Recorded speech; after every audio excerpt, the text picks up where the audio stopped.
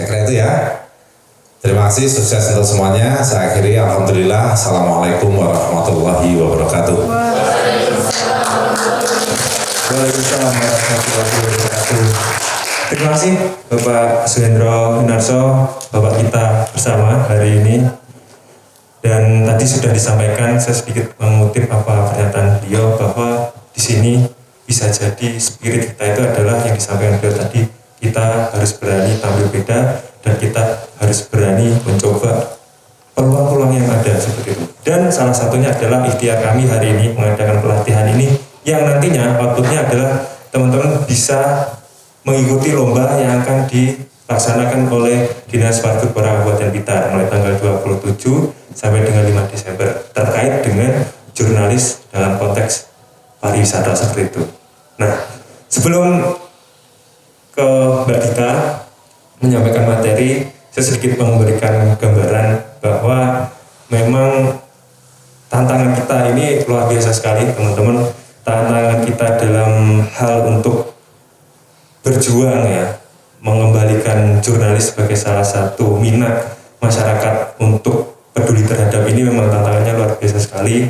Bahkan tadi sedikit saya mengutip data dari yang dirilis sama UNESCO terbaru juga bahwa untuk masyarakat Indonesia itu minat bacanya itu hanya 0,001%. Artinya apa?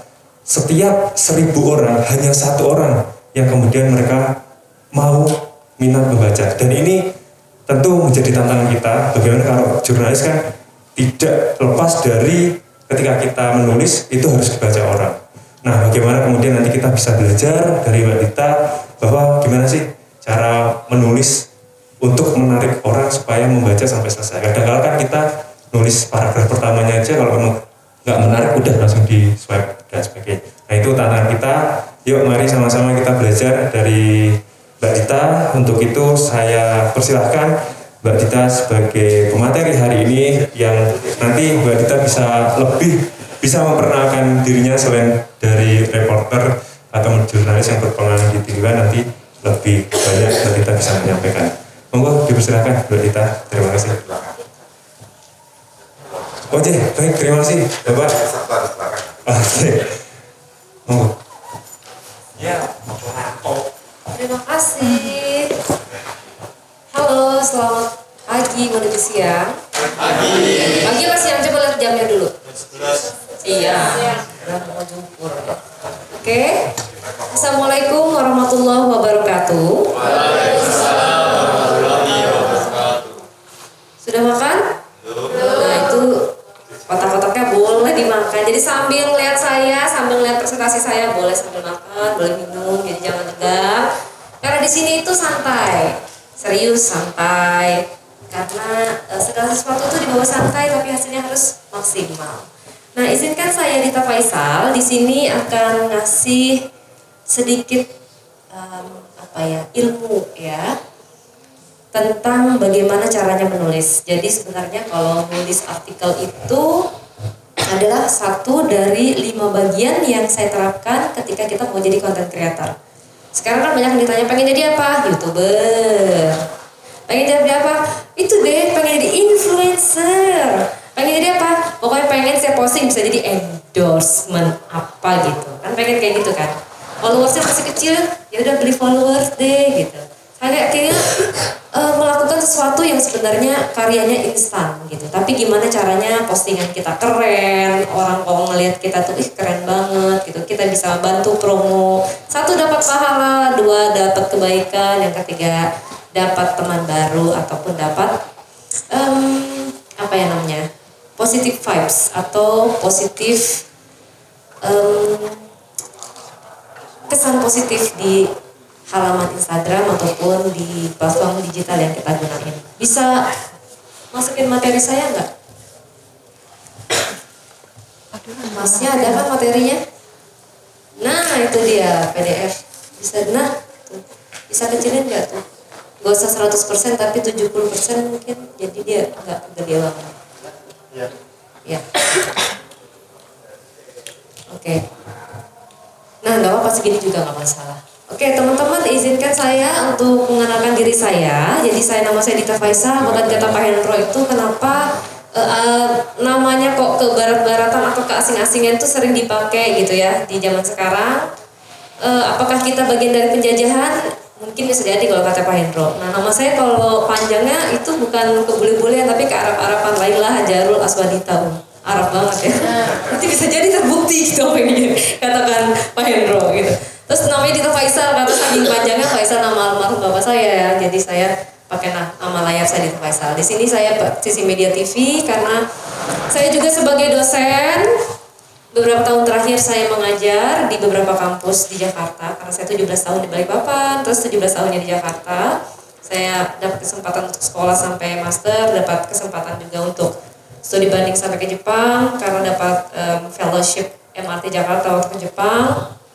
Terus setelah berpengalaman itu saya rasanya sayang banget kalau nggak ngabdiin diri saya gitu ya. Jadi akhirnya saya karena ibu saya pengen juga saya jadi pengajar, maka saya lanjut sekolah kemudian ngajar di beberapa kampus. Kalau di Jakarta tuh ada Universitas Bung Karno, itu ngajarnya public speaking. Kemudian kalau di Mustopo itu di alma mater saya itu saya mengajar juga public speaking. Jadi saya fokus. Saya akan mengajar bidang saya karena saya profesional di bidang itu gitu. Nah kemudian sampai akhirnya saya memilih untuk di desa. Kenapa gitu ya? Kenapa Kak mau di desa? Karena itu cita-cita saya. Usia 30 tahunan saya harus pensiun dan itu terbukti. Saya pengen saya berkarya usia 3 tahun. Usia 3 tahun saya itu kurang temen. Kerjanya itu cuman ekstrakurikuler, kemudian belajar sampai akhirnya saya merasa bahwa cetakan prestasi saya sudah cukup dan kemudian di usia 30 tahun saya harus rehat untuk dapat impian, untuk kemudian istirahat dan dapat tujuan hidup saya. Tujuannya apa? Gampang. Satu ngajar, tapi ngajarnya yang kedua di alam. Dan saya dapatnya di Desa Serang itu. Kenapa di Desa Serang? Karena suami saya aslinya Blitar Panggung-Rejo dan keluarga ada di sana dan memudahkan kita untuk berinteraksi juga gitu. Sampai sekarang alhamdulillah masih tetap dipercaya juga untuk jadi pengajar, sehingga saya lebih tepatnya jadi praktisi ya, karena sudah nggak lagi di TV. Saya 13 tahun menjadi jurnalis, 1 tahunnya di TVRI Nasional, kemudian 12 tahunnya di TV One sebagai presenter berita dan juga sebagai reporter, dan terakhir itu adalah asisten produser untuk koordinator liputan. Jadi koordinator liputan itu mengkoordinir seluruh kontributor yang ada di Indonesia, ada daerah, ada Jakarta, jadi kita rolling. Jadi seluruh kontributor di seluruh Indonesia dan 4 negara, jadi dikoordinasiin sama saya dan tim saya gitu. Jadi posisi terakhir itu plus dapat bonus. Jadi kalau presenter itu adalah bonus, sisanya di belakang layar, sisa 7 jam kerjanya. Oke, ini adalah YouTube saya. Kalau pengen ngapain sih Karita ya di YouTube ya, terus Instagramnya ngapain aja ya gitulah. Saya suka aja bermain di ranah media sosial. Kemudian lanjut aja, kita pengen itu judulnya habis jalan-jalan pulang bawa tulisan. Jadi kenapa milenial banget? Jadi milenialbanget.com itu sebenarnya adalah satu dari sekian banyak situs web yang sebenarnya di-create oleh suami saya 2 tahun yang lalu karena dia tahu bahwa saya akan pensiun di usia 30-an. Sekarang 34 sih, jadi kelebihan. Gak apa-apa lah, masih 30 something gitu. 30-an. Sehingga dia tahu aku suka nulis, aku suka videografi, aku suka buat konten, sehingga dia udah mempersiapkan itu. Aku rasa ini adalah hadiah. Kalau teman-teman saya dapat hadiahnya Louis Vuitton, tasnya yang mahal-mahal puluhan juta, saya cukup dikasih hadiah situs web aja. Yang kalau di Niaga Hoster tuh paling 1-3 tahun 350.000 udah bisa dapat situs webnya gitu. Yang murah ya? Murah banget. Lanjut, halaman kedua. Nah, kalau suami saya dari tahun 2008 Mas Endik itu udah punya jaringan penulis Indonesia. Jadi kalau teman-teman yang pengen banget menulis, gimana caranya menulis fiksi, yang kalau di SCTV si kaya suka sama si miskin gitu kan, marah-marahan gitu, tiba-tiba akhirnya jodoh-jodohan. Itu tuh suami saya tuh yang nulis ya. Terus gimana Kak caranya nulis? Ya langsung aja kepoin di Instagram jaringan penulis Indonesia. Belum. Jadi kalau misalnya teman-teman habis perlombaan pengen banget nulis dibayar, idenya doang tuh dibayar yang 3 lembar. Dibayar gimana caranya, dan dikursusin ataupun di mentorin secara gratis? Jaringan Penulis Indonesia. Nah, di sini kita kasih spesial buat teman-teman yang pengen memang nulis itu biasanya mention dulu, Kak, saya adalah peserta webinar yang di sini saya sudah ngumpulin 1 cerpen, tolong di approve untuk di add, masukkan di WhatsApp Instagram, di WhatsApp itu bisa. Karena banyak banget yang mau ikut, kita nggak sempat membaca komen-komen ataupun pesan di Instagram gitu. Jadi kalau misalnya kenalnya dari mana, oke sudah buat karya, oke, bisa masuk gitu. Teman-teman bisa, yang penting mention sorry saya ini alasannya ini, bisa masuk kayak gitu jaringan penulis. Nah, jaringan penulis itu banyak banget volunteernya. Kita menciptakan banyak sekali relawan menulis. Mereka belajar di situ menulis, mereka menceritakan, dan semua situs web yang ada di sini itu mereka, teman-teman nggak akan nemukan gini. Pohon tumbang menimpa sebuah kendaraan berplat Jakarta, nggak ada yang kayak gitu.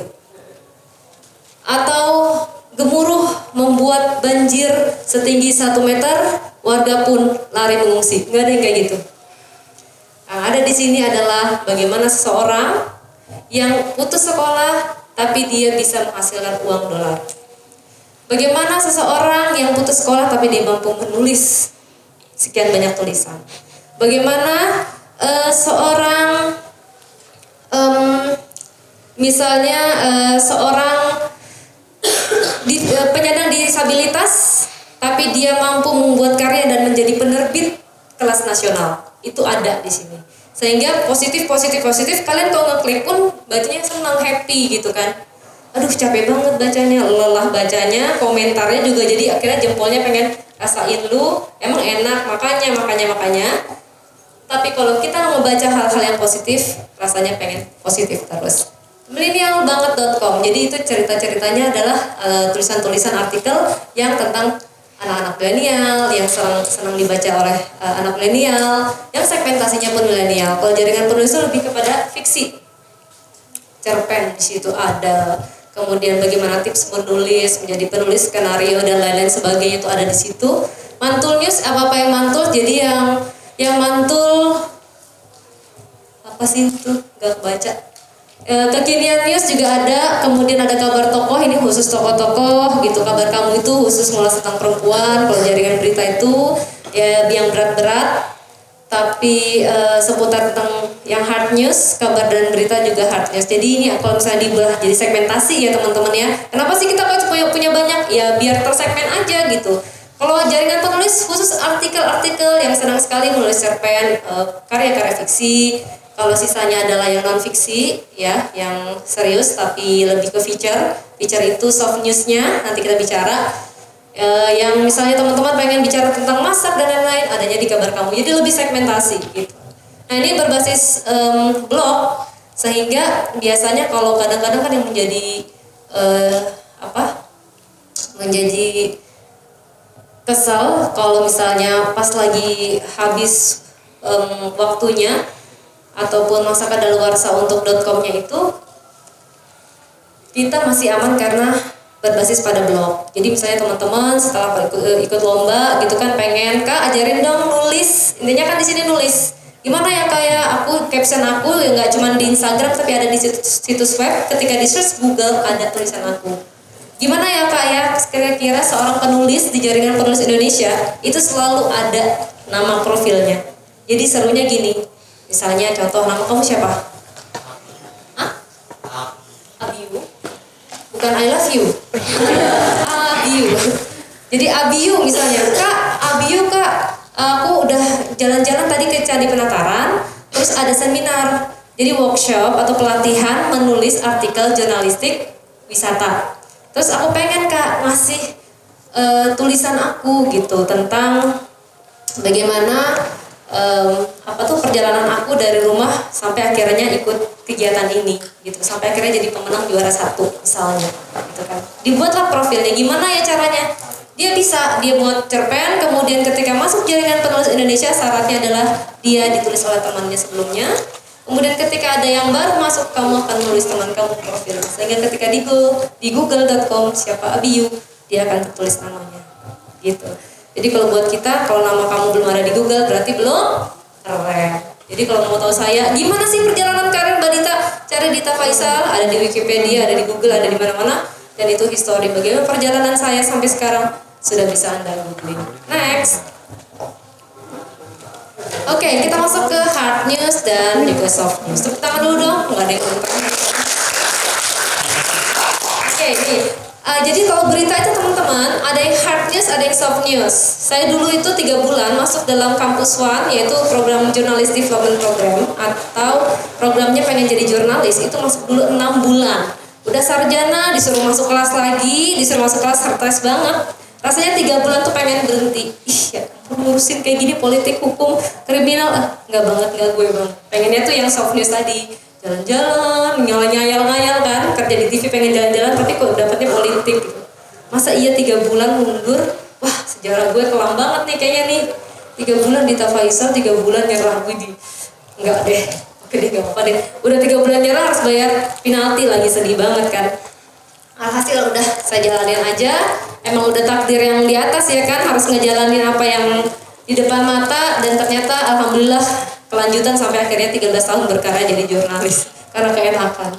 Kemudian ada yang namanya hard news sama soft news teman-teman. Nah, hard news itu apa? Jadi hard news dengan soft news perbedaannya tingkat urgensi atau kepentingannya, seberapa penting sih dan dampaknya bagi masyarakat luas. Kalau saya bilang hari ini ada kegiatan ya. Hari ini Sabtu ya. Sabtu 20 November 2021 pemerintah Kabupaten Blitar, dalam hal ini adalah Dinas Pariwisata Kabupaten Blitar, menggelar kegiatan pelatihan penulisan artikel jurnalistik wisata di kawasan Candi Penataran. Sekitar 30 siswi SMK se-Kabupaten Blitar hadir untuk mengikuti kegiatan jurnalistik tersebut. Hadir sebagai pembicara Dita Faisal yang memiliki latar belakang sebagai jurnalis selama 13 tahun di salah satu televisi nasional. Kayak gitu contohnya ya. Saya biasanya kayak gitu nulis. Nah, itu adalah dibilangin hard news atau soft news? Hah? Siapa yang berani ngomong soft news, siapa yang berani hard news? Soft news siapa? Oke, mbaknya siapa namanya? Siapa? Nggak dengar? Eka. Kenapa nak soft news? Karena mungkin penduduknya atau ilmu diri itu Siapa lagi? Abiu, I love you. Hard news karena berita ini diberitakan kepada apa? Kepada semua publik ya, publik di kota Blitar atau kabupaten Blitar itu kan luas. Jadi semuanya mengetahui kalau di sini diadakan pelatihan membuat artikel. Oke, hard news. Oke. Ada lagi siapa? Oke, namanya siapa? Andre, Gimana Andre? soft news. Kenapa? Karena dampak beritanya tidak begitu besar untuk masyarakat. Oke, dampaknya nggak begitu besar. Siapa lagi yang berani? Yang berani aja, yang nggak berani mah nggak berani. Nggak berani. Oke, sini berdiri dong. Iya dong. Kenapa berani? Kenapa berani? Kenapa soft news? Kenapa hard news? Ayo sini.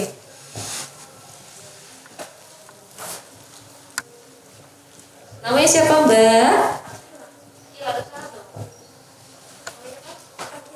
Nggak dengar. Akila. Soft news atau hard news termasuk tadi? Masa soft news? Kenapa? Karena walaupun pengaruhnya besar, dampaknya juga besar kepada masyarakat luas, tapi sasarannya itu hanya pemuda aja. Terima kasih. Kita beri tepuk tangan buat yang berani. Tadi saya udah bilang bahasanya baku banget ya kan? Bahasanya tertata gitu. Kalau untuk artikel udah masuklah dalam kategori untuk bisa dipublikasiin. Contoh, klik upload masuk di situs web yang tadi. Oke? Masuk kategori hard news atau soft news. Saya bilang soft news. Kenapa? Karena satu, tingkat urgensinya kalau kira-kira diposting besok, 2 hari kemudian, 3 hari, aman nggak? Basi nggak? Kata siapa basi? Kalau saya posting besok boleh? Boleh aja. Nggak mesti hari ini, detik ini? Nggak mesti 5 menit lagi? Oke. Kalau misalnya itu Presiden Joko Widodo mendatangi kegiatan pelatihan pelatihan artikel jurnalistik wisata menjadi hard news atau soft news? Hard news kenapa? Satu, dia tokoh besar. Kedua, tingkat urgensinya tinggi dan harus disiarkan ketika besok lambat beritanya, dia tidak menjadi berita yang hangat, hot issue. Jadi dampaknya apa dulu? Kalau dampaknya yang datang, hari ini adalah Gubernur Ma'rini datang ke sini, dampaknya luas, maka menjadi dampak besar seberita. Ya. Kepala dinas yang datangnya dampaknya minimal sejajaran dinas. Tapi ketika Pak Jokowi yang datang, maka dia sudah menjadi isu nasional, bahkan menjadi isu internasional ketika misalnya kehadiran Joko Widodo ke Candi Penataran dalam rangka kegiatan untuk membuka pelatihan jurnalistik artikel wisata yang juga sekaligus membuka kegiatan peresmian UNESCO yang mengakui Candi Penataran sebagai bagian dari warisan dunia. Sudah bukan berita nasional lagi, tapi internasional. Ketika diberitakan besok, apalagi lusa, basinya minta ampun. Gitu. Tapi kalau hari ini, berita hari ini masih yang tentang yang tadi saya ceritakan, masih bisa untuk nanti malam deh, nggak apa-apa.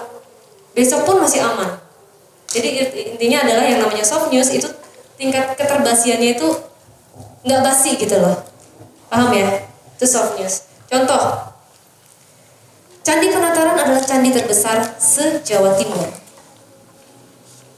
Candi ini terletak di desa Legok atau apa tuh? Penataran. Ya, di kawasan apa? Saya sih taunya baca di Google, cuma bahasanya Legok atau apa gitu. Lego ya. Kemudian selama 2021 wisatawan mancanegara yang datang mengunjungi Candi Penataran sekitar 2.500 orang. Angka ini jauh menurun drastis jika dibandingkan dengan tahun 2020, yaitu sebanyak 7.500 wisatawan mancanegara. Dampak pandemi begitu terasa, hingga pada akhirnya tidak hanya Candi Penataran saja yang mendapatkan dampak penurunan pengunjung, tetapi juga wisata-wisata lain di daerah sekitar Kabupaten Blitar. Soft news. Ya, tapi ada isinya. Next. Artinya hard news dan soft news adalah tingkat urgensinya. Seberapa penting dampaknya? Kalau dampaknya adalah contoh, tadi si Abiyu datang ke sini, ternyata Abiyu ya adalah calon Bupati 2024. Sudah diusung. Ramai. Tapi kita aminkan ya, siapa tahu loh, nggak pernah ada yang tahu. Oke, hard news dan soft news. Hard news itu adalah berita penting yang harus disampaikan sesegera mungkin karena memiliki dampak yang luas bagi masyarakat umum. Kalau dampaknya cuma kita doang, di lokal, perlu diberitakan di situs web kita masing-masing, di blog kita. Tapi kalau yang berita nasional, itu dia akan melihat seberapa pentingkah bagi masyarakat luas. Kompas.com, CNN Indonesia, Kumparan.com, Detik.com, Liputan6.com, vivanews.co.id. Dia akan melihat itu. Kecuali ownernya ya, kalau ownernya kan bisa aja ditulis kapanpun. Soft news, beritanya ringan, latar belakangnya adalah kegiatan, boleh peristiwa, baik sebelum atau sesudah kejadian tanpa batasan waktu. Ringan, umumnya membuat informasinya menghibur, kebanyakan dia menghibur, dan kalaupun nggak menghibur dia bisa mengundang rasa emosi, empati penonton. Apa simpati? Bedanya simpati sama empati, ada yang tahu nggak? Simpati, empati, oke.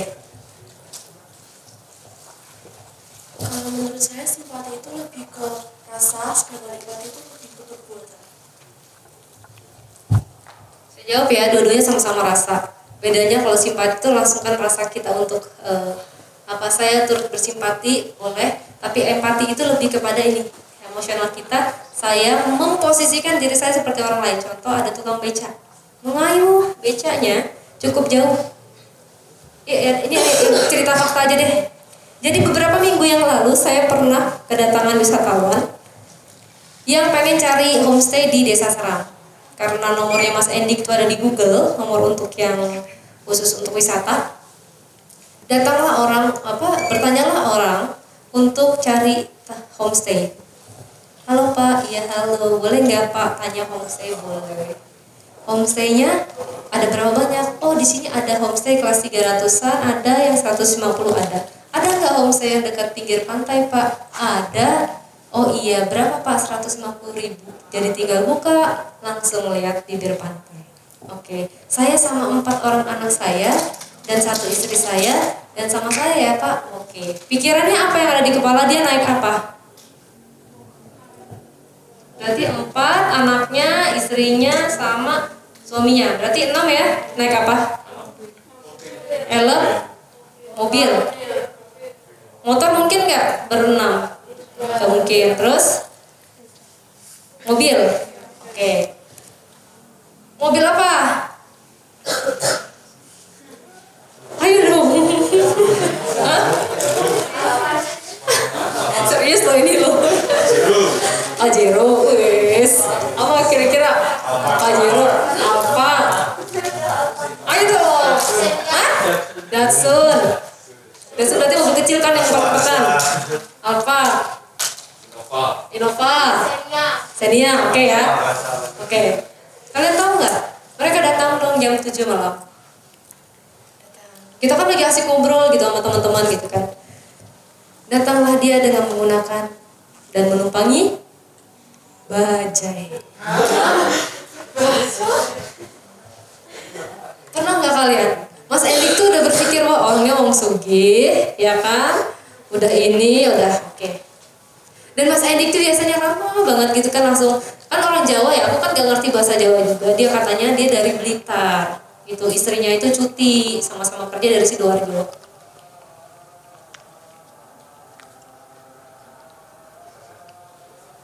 Oh azan, kita dengerin azan ya.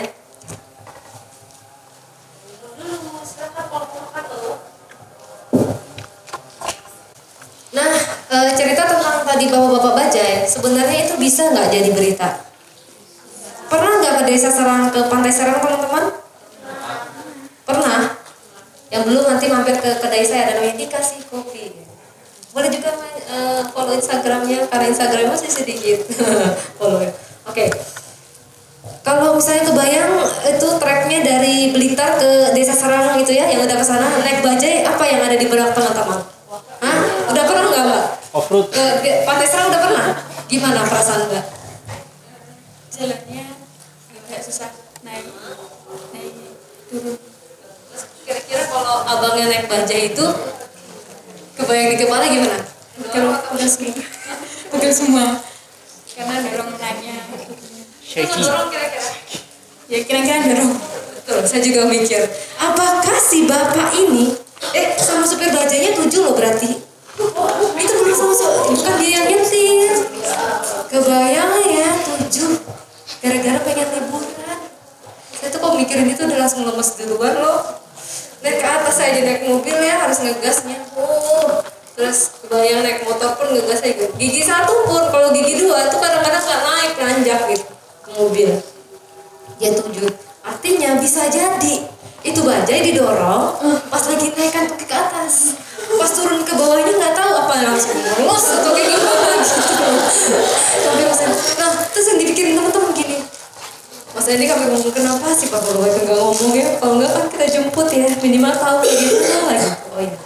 Dan yang membuat saya jadi speechless nggak bisa ngomong adalah ketika si bapak turun istrinya nggak senyum sama sekali.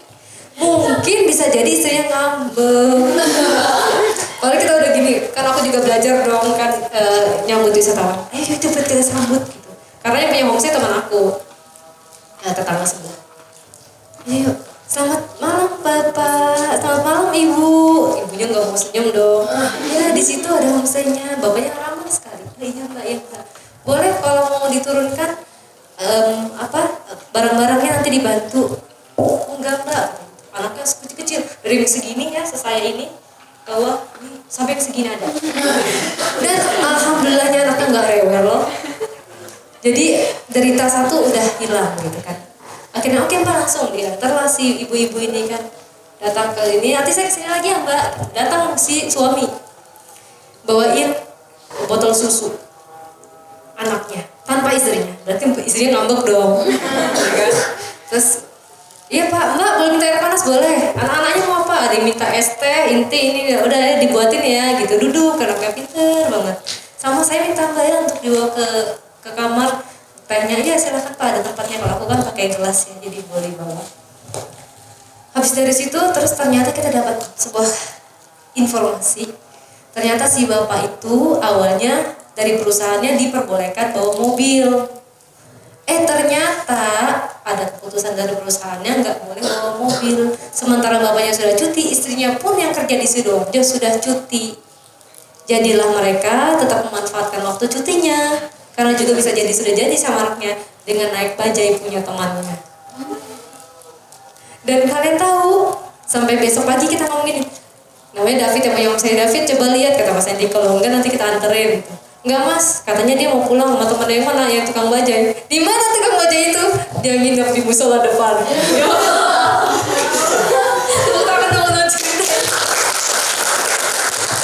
Jadi ternyata sahabatnya itu menunggu di depan musola, karena dia juga mikir, daripada gue pulang, gue orang sendiri, mendingan gue bawa yang lain. Biar ada yang nolongin, walaupun isinya ngambek. Jadi itu bisa jadi sebuah cerita yang unik ketika si bapak ini waktu itu bahagia, bisa jadi di rumah nanya-nanya gitu kan. Bagus nih buat artikel gitu. Kisah perjuangan. Berlibur menempuh jarak 30 km menggunakan bajai dari Blitar ke Pantai Serang. Wih, orang gila lu. Dari desa, dari Blitar, orang Jawa Timur udah tahu. Dari Blitar, langsung dia akan ngeklik. Jadi berita yang benar-benar bisa jadi dong viral, kebayang dong itu berbukit dan lain sebagainya. Tapi karena nggak memungkinkan juga waktunya untuk ngobrol, bapaknya juga mungkin karena diambekin istrinya, hasil dia habis minum langsung kabur pulang.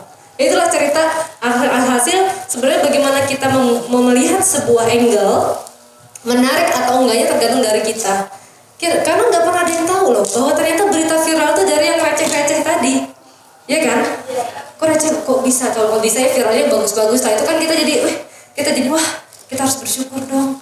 Aku liburan udah bisa naik motor, diboncengin pacar lagi. Udah gitu pura-pura kan dia nggak bantuin beli bensin, ya kan? Ya ini enggak. Coba bayangin lah gitu. Jadi kita tuh jadi kepikiran ketika kita menulis sesuatu, apa sih yang kita dapetin gitu? Oh, dapatnya adalah rasa syukur untuk yang baca. Oh, aku bersyukur ternyata memanfaatkan waktu itu luar biasa banget ya, gitu kan?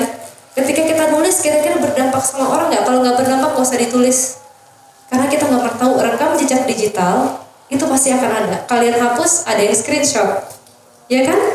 Jadi tulislah yang baik-baik. Oke, kita next. Cerita tentang empati tadi, dari mana empatinya? Empati itu bisa terukir ataupun muncul ketika saya mewawancarai si tukang bajai, satu, atau mewawancarai si bapak-bapak yang punya keluarga tadi, ya kan? Menarik empati supaya saya seolah-olah berada di posisi dia. Anggap saya pun orang yang pernah dikecewakan perusahaan yang gak boleh dapat mobil, kemudian saya juga naik bajai. Anggap saya bertanya, bagaimana kisahnya, ceritanya kalau saya benar-benar jadi tukang bajai yang menukik, yang melewati jalan terjal mundur bukit kemudian curam, sehingga pertanyaan itu akan dalam. Maka jadilah sebuah tulisan. Bapak sudah berapa lama jadi tukang bajai? 10 tahun. Dalam waktu 10 tahun Pak, pernah nggak Pak nih ngelewatin jalan yang kayak begini? Baru pertama. Coba tulisan. Karena kalian udah ngerasain. Oh, Bapak kenapa Bapak mau saya kejebak? Bisa jadi, atau karena sahabat saya sejak dari SD. Macam-macam kita, oh luar biasa ya, kerat, ada rasa persahabatan di dalamnya. Terus berapa tarif Pak biasanya Bapak kalau begini? Saya 1 kali tarif biasanya 10.000 dari Kanigoro ke kabupaten misalnya, ke kantor bupati, jaraknya kurang lebih berapa tuh? Ada 7 kilo, 7 sampai 10 mungkin ya sih, itu mungkin 10.000 atau berapa. Artinya Bapak kalau dari Blitar ke sini kurang lebih 30 sampai 40 kilo berapa Pak? saya minta seikhlasnya karena saya bisa. Ya, luar biasa ya. Ternyata kita mampu menarik. Kenapa kalian berempati? Kira-kira kalau saya jadi tukang bajai, saya pengen dia apa? Satu, pengen dihargain dari segi materi kah? Atau saya pengen memupuk rasa persahabatan atau persaudaraan kah? Atau saya pengen karena nggak pernah punya keluarga, jadi pengen ngerasain gimana liburan keluarga? Atau mungkin dia menembus kekesalan waktu dulu pernah meninggalkan temannya atau pernah dulu berutang jasa sama temannya. Jadi itu bisa tergali kalau kita berempati tadi. Kita cari lagi empati yang versi bapak-bapak yang tadi. Bapak apa yang punya 4 orang anak. Pak, bagaimana Pak? Kenapa memilih desa Serang? Ya kan? Kita seolah-olah jadi si bapak. Oh, saya memilih desa Serang karena dari dulu istri saya pengen banget ke pantai. Oke. Ini yang pertama kali atau yang kedua Pak? Udah pasti ya? Kalau yang kedua dia nggak akan memilih bajai. Iya kan? Oh iya gitu. Terus kalau yang berikutnya, oh karena istri saya mbak yang pengen kesini dan anak saya pengen main pantai. Dan pantai terdekat di Blitar. Oke. Empatinya lagi gini, nanya lagi. Oh oke Pak. Tadi Bapak bagaimana merencanakan perjalanan? Jangan langsung, kenapa Bapak pilih bajai? Oh itu salah. Itu bikin orang habis itu nggak mau lagi ngeluarin jawabannya. Berapa lama Pak ngerencanain perjalanan Bapak sampai pengen kesini? Saya itu sudah mengajukan cuti 1 bulan sebelumnya karena di kantor saya persyaratannya mengajukan cuti harus H-30. Oh, istri Bapak sama. Loh, Bapak dan Ibu bekerja Pak? Iya, kami bekerja di tempat yang berbeda. Satu di Sidoarjo, satunya di Blitar. Oh, jadi harus nyamain waktunya. Anak-anak Bapak? Ya, kebetulan daring, jadi ini apa namanya? Jadi bisa dibawa. Pak, boleh tahu Pak, kenapa Pak milih bajai? Walaupun agak ngenes gitu. Kenapa Pak? Karena perusahaan saya nggak membolehkan saya. Tapi saya salut sekali, kasih gitu. Jangan Bapak sih ngapain juga kayak gitu Pak. Kan Bapak walaupun sekali browsing dulu kayak di Google kayak gimana itu perasaan orang waktu datang ke sini Pak, nyala-nyalain. Nggak boleh, harus kita empati lagi dan simpatinya keluarin. Pak, saya salut sekali sama Bapak. Bapak mau berjuang loh Pak demi keluarganya. Mungkin kalau saya di posisi Bapak, saya akan nyerah Pak.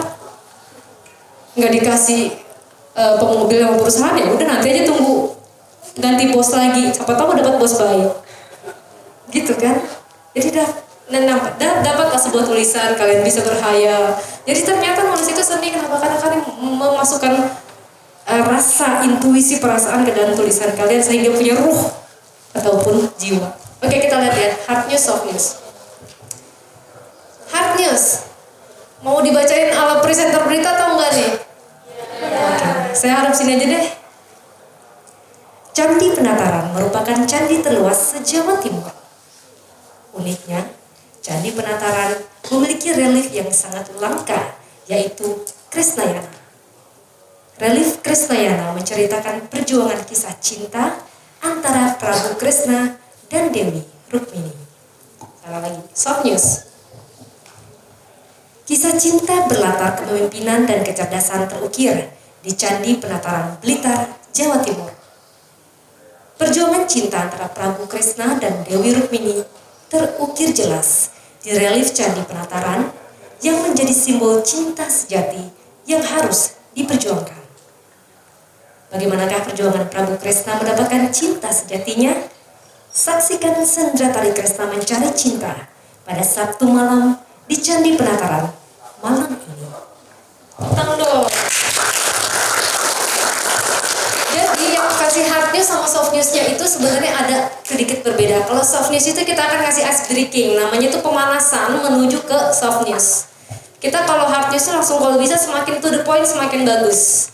Candi Penataran merupakan candi terluas di Jawa Timur, itu harus dikedepankan dulu karena orang pengen tahu ketika ngedengar candinya, oke, kenapa berita ini diberitakan, pentingnya apa sih? Yalah terbesar se-Jawa Timur, gitu kan?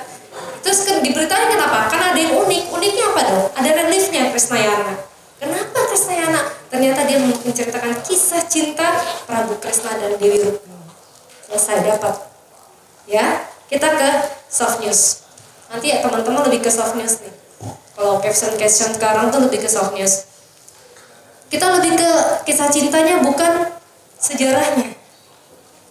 Kisah cinta berlatar kepemimpinan dan kecerdasan terukir di Candi Penataran Blitar, Jawa Timur. Oh, ada nuansa cinta di dalamnya. Kita bicara perjuangannya, simbol apa sih simbol cintanya?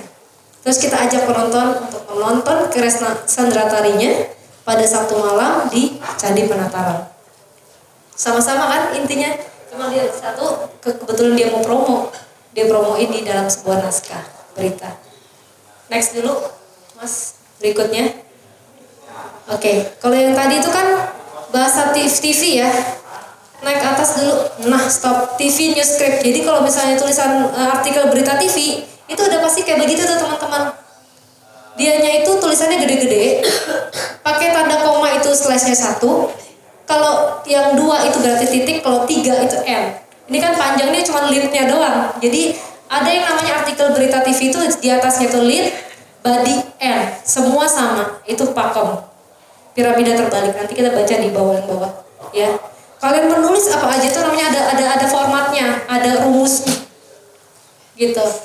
Oke, kalau itu bukan TV script yang di bawah, tapi yang ini artikel, ya, tulisannya lebih kecil, kayak artikel online, berita daring, di blog, ataupun caption Instagram.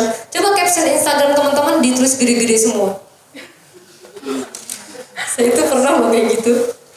Jadi naskah saya kan nulis naskah karena habis liputan tuh wajib nulis naskah gitu. Liputannya belum selesai karena naskahnya udah harus dibuat, tulisannya harus gede-gede. Karena akan dimasukkan di prompter, di teleprompter dibaca sama presenternya ya harus besar gitu. Karena dari jarak jauh gitu kan. Gitu. Jadi langsung aja biar update status semuanya yang gede-gede langsung tulis di Facebook ataupun di Instagram. Tapi cerita lucu juga sih, naskah berita ditaruh di situ. Hard news kita gitu tulis. Hard newsnya sama yang kayak tadi, cuman dia tulisannya yang berbeda. Jadi huruf besar kecilnya itu harus diperhatikan banget. Jadi puebinya EYD itu harus benar-benar jelas tanda baca, titik koma. Saya itu ya nulis WhatsApp huruf besar huruf kecil itu saya perhatikan sampai sekarang gitu. Teman saya tahu banget kalau misalnya saya nama itu nggak boleh kecil, huruf besar ya, jangan lupa titik itu nempel sama huruf yang terakhir ya, tanda seru pun begitu juga dan tanya-tanya juga. Jadi mereka tahu. Kalau tanda kutip jangan lupa ditempelin ya sama yang kalimat depannya. Jadi karena itu saya anggap latihan teman-teman. Jadi kalau misalnya kita jangan cuma pas waktu perlombaan doang nih perfect, tapi dalam keseharian pun kita latih diri kita. Jadi setiap hari kita anggap aja kita latihan. Di situ kita akan menuju sempurna, bukan sempurna ya. Kalau sempurna itu berat memang. Self newsnya sama, jadi format tulisannya aja, tinggal besar kecilnya kita ini kan. Ya, ini 27 November harus di spasi. Oke. Nanti contoh gini, kalian foto tentang ngambil sudut pandang. Kalau Candi Penatarannya kan gede banget ya, mau ngambil dari mananya sudut pandang? Boleh aja Candi Penatarannya, taruh di Instagramnya. Terus, tapi aku pengen ambil reliefnya yang tadi. Maka kamu cari di Google. Sekarang boleh Google. Tapi karyanya harus original, yaitu fotonya harus dari foto teman-teman. Gitu. Sekarang dari handphone udah bisa. Buktinya saya itu nulis-nulis di situs web dari handphone. Gitu. Yang penting kita harus menghargai originalitas karya. Mendingan jelek tapi karya sendiri ketimbang bagus karyanya orang. Jangan, saya tuh selalu bilang, Kak, boleh nggak Kak saya nulis tapi ambilnya dari ini? Gak usah. Sejelek-jeleknya gambar kamu itu pasti keren. Sekeren-kerennya gambar orang itu punya orang, nggak bisa kita banggain, ya kan? Nah, kita ambil cekrek, cari reliefnya yang mana sih yang menggambarkan Krisnayana. Ambil point of view-nya, cekrek gitu ya. Kemudian kalian tulis di caption itu.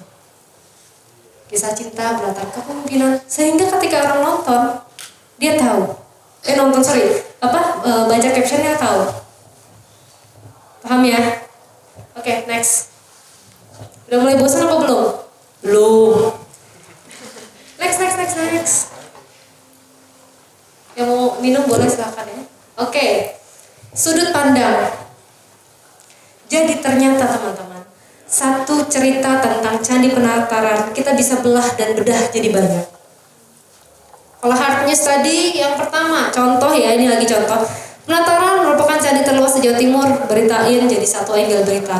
Kalau ngomongin Candi Penataran, apa yang ada di kepala kalian kalau jadi hard news? Yang tadi saya bilang, ketika Jokowi hadiri Sendra Tari Kresna mencari cinta di Candi Penataran, dia akan menjadi hard news. Penting, dampaknya luas, dan harus diberitakan secepat mungkin. Semakin cepat, semakin baik. Tiket Sendra Tari Kresna mencari cinta habis terjual sepekan sebelum digelar. Contoh bisa kita tambahin, harganya harga tiket Sendra Tari harga 1 juta laris terjual, bahkan banyak calo yang jualan di depan candi. Itu jadi berita. Saking artinya betapa Kresna mencari cinta itu dicari-cari orang loh untuk nonton. Jadi berita. Relief Kresnayana simbol kisah Wisnuwardana. Itu juga angle berita. Gitu. Soft newsnya kita bisa ngambil tentang perjalanan cinta Prabu Kresna dan Dewi Rukmini. Lebih soft news. Penting tapi kan gak terlalu, artinya kalau kita mau ceritain kapanpun boleh dong. Kemudian sejarah Candi Penataran itu panjang. Kamu bisa bedah-bedah mulai dari mananya nih sejarahnya. Karena dia kan ada 3 generasi ya, 3 ini. Apa tuh namanya? Dia dibangun 3 kali.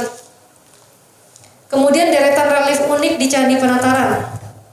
Ternyata nggak cuman Kresna dan Rukmini saja. Gitu. Ternyata ada relief-relief yang lain. Ada buah-buahan. Kenapa sih kok ada simbol buah? Ternyata mungkin dari zaman dulu melihat apa yang dia pahat itu adalah buah di zaman dulu yang tidak pernah lekang dimakan waktu dan masih tetap ada sampai sekarang. Gitu ya. Oke, ini adalah sudut pandang. Jadi kalau teman-teman mau nulis itu jadi diplot dulu teman-teman sebelum jalan. Hari ini aku mau ikut kompetisi. Jadi mau ngambil sudut pandangnya adalah tentang ketok magic. Ketok magic. Oke, aku mau ke rumahnya.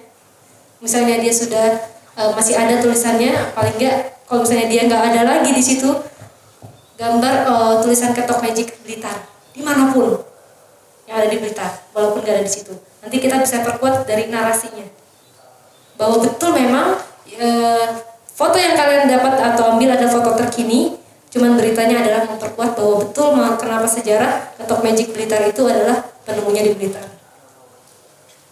Ya, itu bisa. Next,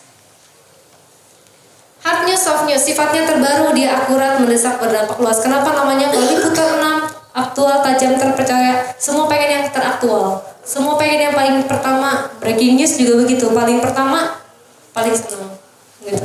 Paling merasa, senang gitu. Contohnya berita politik, hukum, ekonomi, sosial kemasyarakatan, bukan sosimas tapi sosmas, kriminal, bencana alam internasional. Tapi kalau soft news dia sifatnya lebih menghibur, dia nggak basi, tadi menarik empati dan simpati dan bisa memainkan emosi, gitu ya. Kemudian contohnya berita olahraga, hiburan, profil, dokumenter, dan ilmu pengetahuan. Oke, next. Nah, formatnya menulis naskah artikel wisata. Kita lanjutkan kembali, terus. Nah, ini. Pernah dengar 5W1H nggak? Ada yang pernah? Oh, sudah ya, umumkan. Dia ada who, what, where, when, why, dan how. Bahwa pada intinya mau menulis naskah, baik naskah berita TV, naskah berita artikel cetak, naskah berita daring, rumusnya semua sama yaitu 5W1H. Sampai kalian nulis caption Instagram.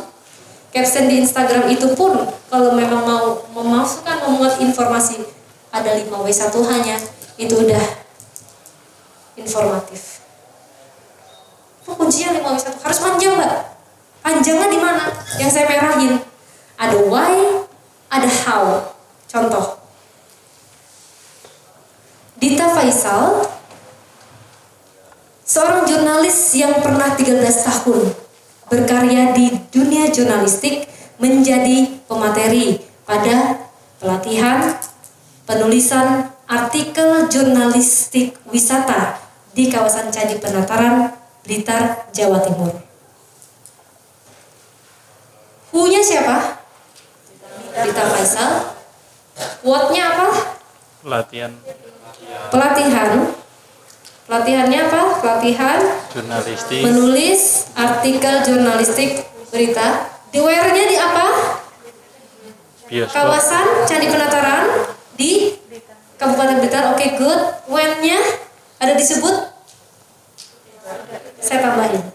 Kegiatan tersebut digelar pada Sabtu 20 November 2021 dengan peserta sejumlah 30 orang dari SMK, SMA Seblitar, Jawa Timur.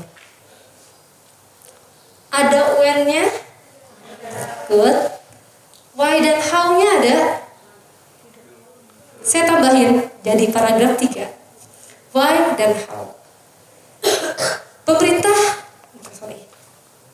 Dinas Pariwisata Kabupaten Blitar, Jawa Timur menggelar kegiatan menulis artikel jurnalistik wisata untuk meningkatkan kemampuan siswa-siswi SMK, SMA Seblitar agar mampu mempromosikan wisata se-Kabupaten Blitar.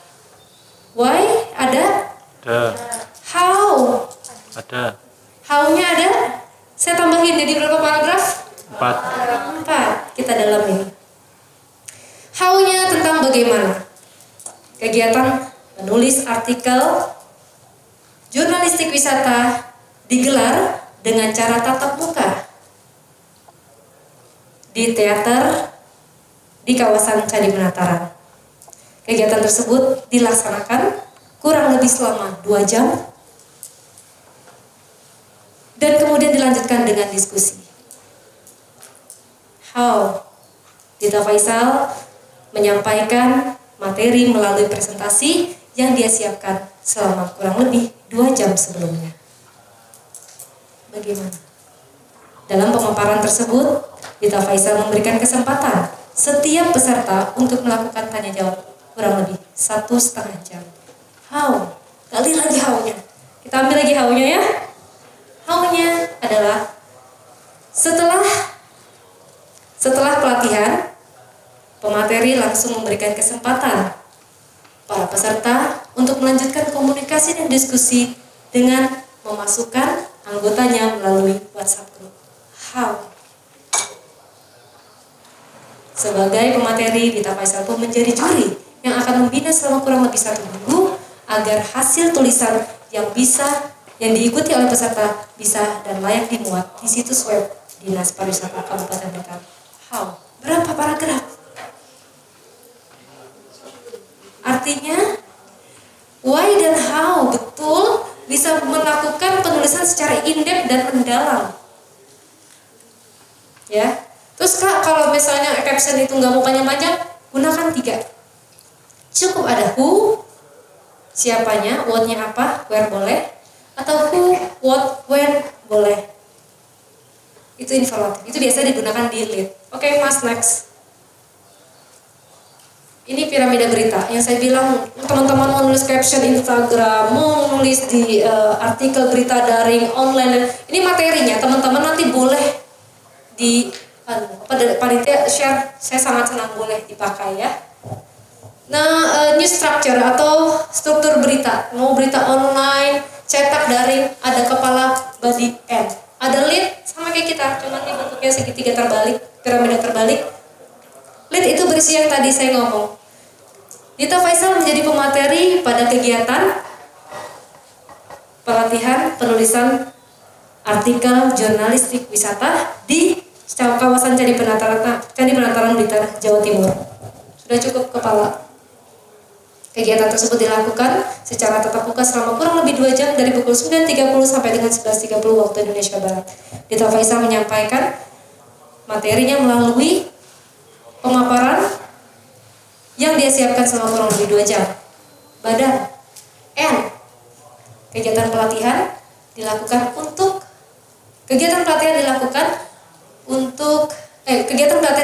agar peserta mendapatkan pembekalan sebelum mengikuti perlombaan kegiatan menulis artikel jurnalistik wisata yang digelar hingga 5 Desember 2021 nanti. N. Cukup ya? Jadi segampang itu loh teman-teman. Ternyata cuma 5W1H kita udah tahu.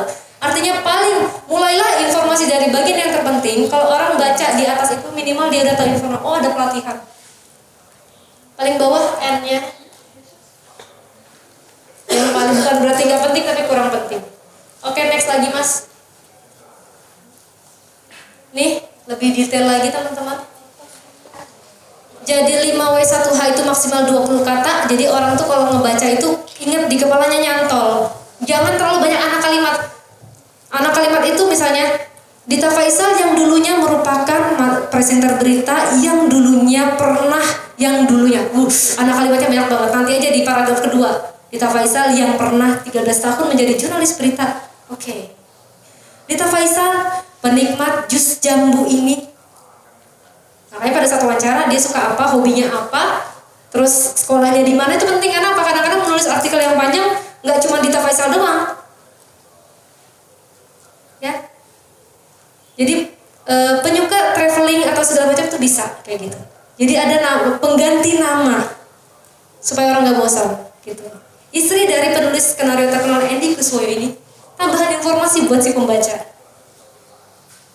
Ya kan? Bukan makanya yang namanya wartawan itu selalu kepo. Kadang-kadang kita gitu, enak ngepoin orangnya. Gue kepoin tanya.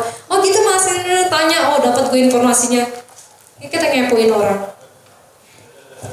Terus badannya penguraian lead yang tadi 5W1H jangan ditaruh di kepala semua. Cukup yang tadi saya bilang 3 unsur di luar dari how dan why.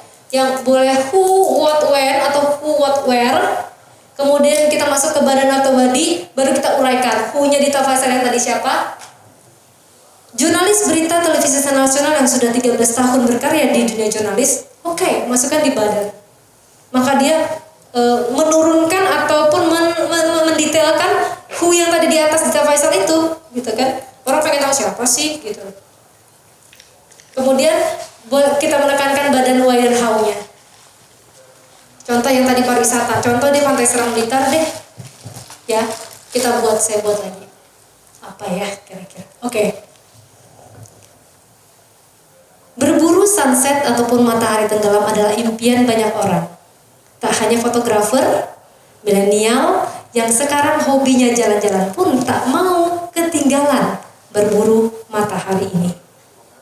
Di manakah lokasinya? Langsung di bawahnya.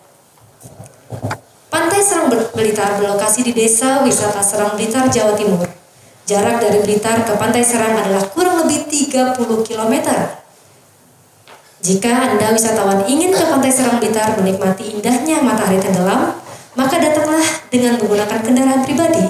Karena hingga saat ini belum ada kendaraan wisata yang mengantarkan menuju ke sana. Bagi wisatawan yang berada di luar kota, Anda bisa langsung melewati terminal atau bisa menggunakan jasa kereta api dari stasiun Blitar. Ada tipsnya. Next, orang pengen tahu. Untuk menuju Pantai Serang Blitar, tarif masuk Pantai Serang Blitar adalah sebesar Rp7.000, sementara untuk parkir adalah Rp5.000 sampai dengan Rp10.000. Bagaimana? Penasaran pengen melihat indahnya matahari tenggelam di Pantai Serang Blitar? Mungkin kamu bisa berfoto-foto bersama teman ataupun sahabat sambil menikmati satu buah kelapa yang segar. Cukup ya, tepuk tangan dong. Oke, mulailah dengan informasi paling penting sampai ke kurang penting. Ada yang mau lagi apa yang saya ceritain? Next, cukup, nanti kita lanjutkan. Ini dia. Fotonya foto saya dong. Jadi saya itu teman-teman, karena rumah saya di sana, jadi ke teman-teman datang, Kak Dita, aku yang waktu ikut seminar, ada di sana kedai saya, dikasih kopi namanya. Jadi kalau misalnya mau pengen tahu nih mataharinya bagus gitu, belakang rumah saya sunrise. Di Jakarta saya susah dapetnya karena gedungnya tinggi semua. Jadi saya mendapatkan surga di sini. Di belakang rumah saya adalah sunrise, matahari terbit. Di depan saya tinggal jarak jauh, kurang lebih 300 meter, saya udah bisa ngeliat sunset. Indah ya. Hidup itu sederhana. Oke, tapi perjuangannya luar biasa. Kan mau 30 tahun pensiun. Kalian umurnya udah berapa nih? Kamu berapa? 25. 22 tahun. Berarti kamu 38 tahun loh ya. 8 tahun guys. Oke, kejar mimpimu ya. Oke, ini adalah sebuah tulisan yang tadi kurang lebih tadi saya buat. Foto cekrek gitu. Atau mungkin ada lagi sih satu foto yang saya cari-cari tuh. Jadi saya tuh pas lagi lihat sunset, semburatnya udah kelihatan dari rumah saya. Berangkat jalan 300 meter kok, yang lain kan harus tadi naik bajai loh untuk ke sana gitu kan. Kalau ini liatin, oke fotoin gimana kayak gaya-gayanya begini kayak gitu kan, penting siluet. Dengan begitu teman-teman saya pun yang kepo ya, yang pengen, Dita ngapain kamu pindah ke desa, yang gokil banget sih lo pengen kesini dapat duit banyak, lo ngapain ke desa gitu. Ayo deh, pokoknya gue pengen ngabdi, gue pengen ngajar, gue pengen nikmatin hidup gue. Gimana nyeritain teman-teman nih ya, gue ada di desa yang indah. Gue pakai Instagram deh. Gak begini kek, gak cuman gini kek, pakai reels kek. Dita, aku sudah menjadwalkan kesana bersama keluargaku. Oke. Yang dari teman aku yang dari Jepang, dia udah jadwalin. Teman aku yang di Al Jazeera, dia udah jadwalin hanya dengan promosi. Dan dia berkata, oh ya ampun, Kembirs, dia ngira aku Kembirs, kenapa Kembirs? Kembirs, ternyata kamu ada di desa wisata ya. Oh gitu, ada nggak di sana homestay? Kalau tidur di rumah gue sederhana banget ya, tapi kalau lo mau tinggal di homestay ada 150 ribu. Enggak lah, gue paling homestay. Tapi ada juga homestay yang pernah rombongan menteri 3,5. Gue yang pejabat lah guys, 3,5 ntar gue booking. Ada pilihan. Gara-gara kepoin Instagram. Kita lanjut ke sini, ini adalah yang terakhir teman-teman. Satu slide terakhir, kita buat sebuah artikel. Berapa banyakkah kata di dalam tulisan ini? Yang mampu menjawab saya kasih hadiah. Kalau enggak, iya jangan. Tapi sampai saya ke bawah, sampai baca, kalian harus selesai ya, dan harus tepat. Bagi pemburu sunset, menunggu momen mentari tenggelam adalah salah satu kesenangan tersendiri. Di Blitar Selatan, pemandangan matahari tenggelam bisa disaksikan saat musim panas. Waktu terbaik melihat matahari tenggelam di Pantai Serang adalah pada Januari hingga Februari. Biasanya, pada bulan tersebut posisi matahari akan berada tepat di tengah dan jatuh tenggelam, melewati garis pantai tanpa terhalang bebatuan. Momen langka ini tentu sangat dinanti oleh wisatawan yang berkunjung ke Pantai Serang Blitar yang terletak di Desa Serang Blitar, Jawa Timur. Bagi wisatawan yang hendak menikmati suasana matahari tenggelam sambil meminum air kelapa, maka wisatawan harus menyiapkan waktu dari pukul 2 siang karena biasanya matahari tenggelam sekitar pukul 5 sore. Belum adanya jasa angkut pariwisata mengharuskan wisatawan membawa kendaraan pribadi atau menyewa jasa travel untuk bisa sampai ke Pantai Serang. Bagi wisatawan di luar kota, turunlah di stasiun kereta api Blitar atau terminal Blitar, lalu sewa jasa mobil di travel terdekat. Tinggal googling dia. Tiket masuk Pantai Serang Blitar senilai Rp7.000 per orang dan parkir kendaraan Rp5.000 sampai Rp10.000. Sudah siap melihat sunset di Pantai Serang Blitar? Siapkan kamera untuk foto keren dulu ya. Tangan. Siapa yang mampu menghitung berapakah jumlah karakter atau kata? Gak ada ya, saya hitung sampai 5. 1, 2, 3, 4. Oke. Pak.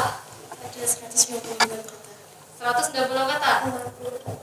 166? Iya. Kamu? 130. 130, siapa lagi? 160. 160. Jadi ada tulisan di Google ya, enggak ya? Kamu? Terus siapa ya kamu? 150. 162. Mbak 170. Kamu lihat dari mana? Kelihatan ya? Enggak. Oh enggak. Kamu hitung. Coba kita lihat next slide. Oke, good. Tepuk tangan. Coba loh. Kamu mau hadiah apa? Kalau saya sih gini ya. Kalau ngasih hadiah itu biasanya gini. Kak, saya mau dimentorin Kak Dita sampai tuntas, sampai jagoan. Oke, mau jadi apa? Content creator, mau jadi public speaking yang oke, mau jadi penulis yang oke, mau jadi editor oke, mau YouTube. Saya kasih gratis semampu saya waktu saya. Saya kasih aja sekeren-kerennya sampai kamu punya YouTube, sekeren-kerennya kamu, sekeren-kerennya saya. Ya, oke. Jadi cara gampang adalah ketika teman-teman dikasih perlombaan, tuliskan caption ataupun tulisan kamu berjumlah berurut karakter, beda karakter beda kata ya.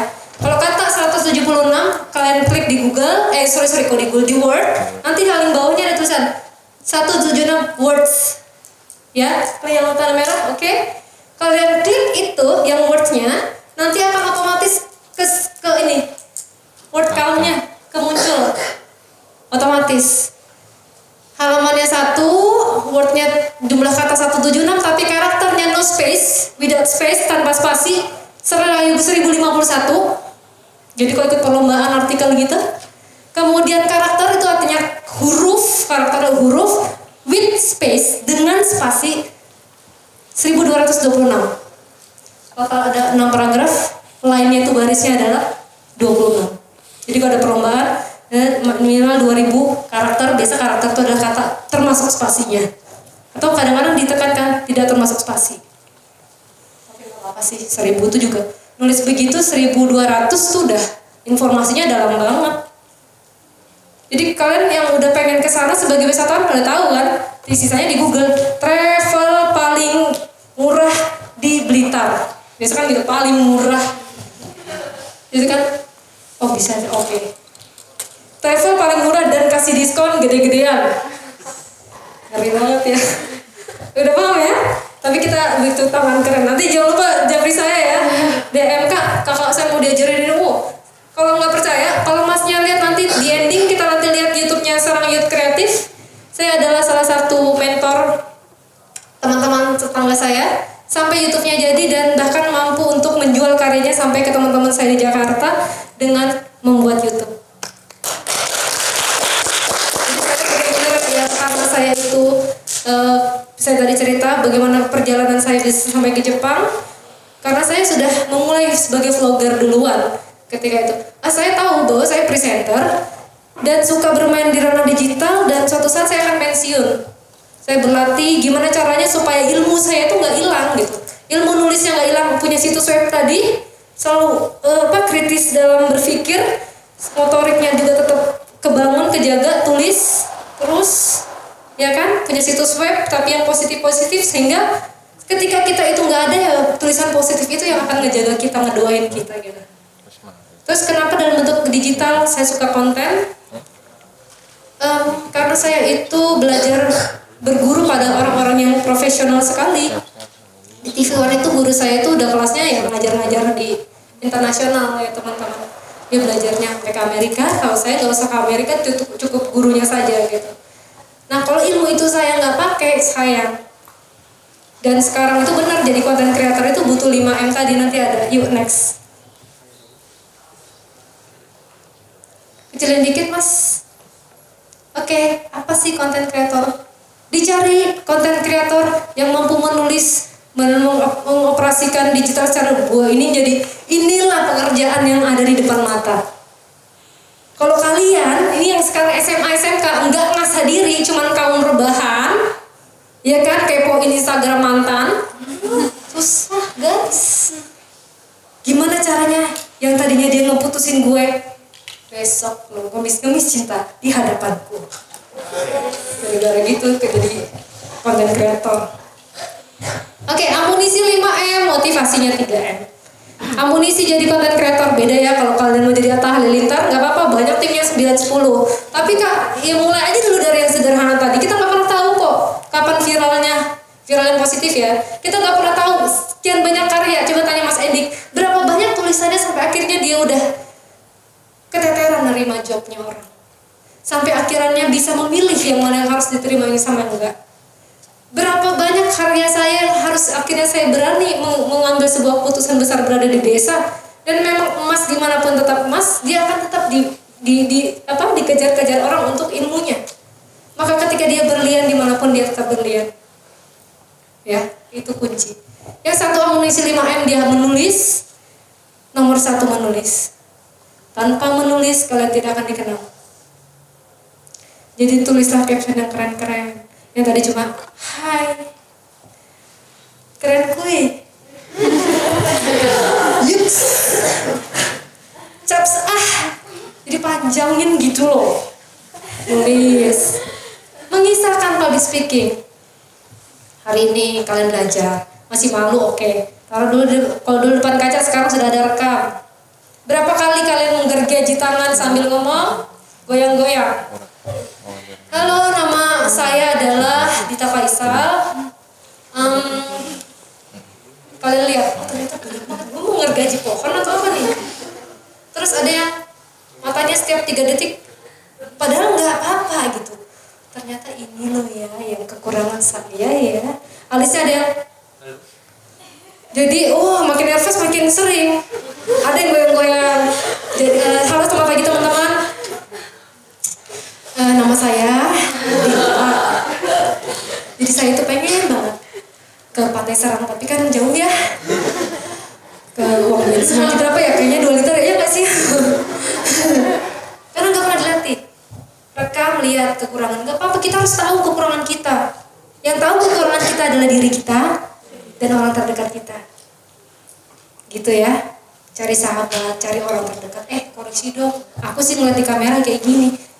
Terus evaluasi besok, berlatih. Hanya dengan berlatih kalian bisa.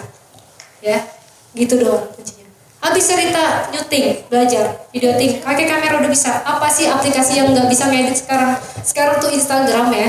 Dari real story, Reels ada editingnya pakai musik, belajar pakai itu dulu. Dia nggak mau kalah sama filmmaker apa itu segala macam Viva Video. Kalau saya udah canggih, kalau berawal dari itu handphone dulu karena saya kan pengguna iPhone ya, jadi ada iMovie, saya ngeditin iMovie. Jadi teman-teman saya tuh kalah canggih sama saya. Kameramen kalah canggih. Kalau saya udah dapat materi, nggak belajar, yang rugi siapa? Kamu kan nggak praktek, gurunya sama. Kenapa nggak praktek gitu kan?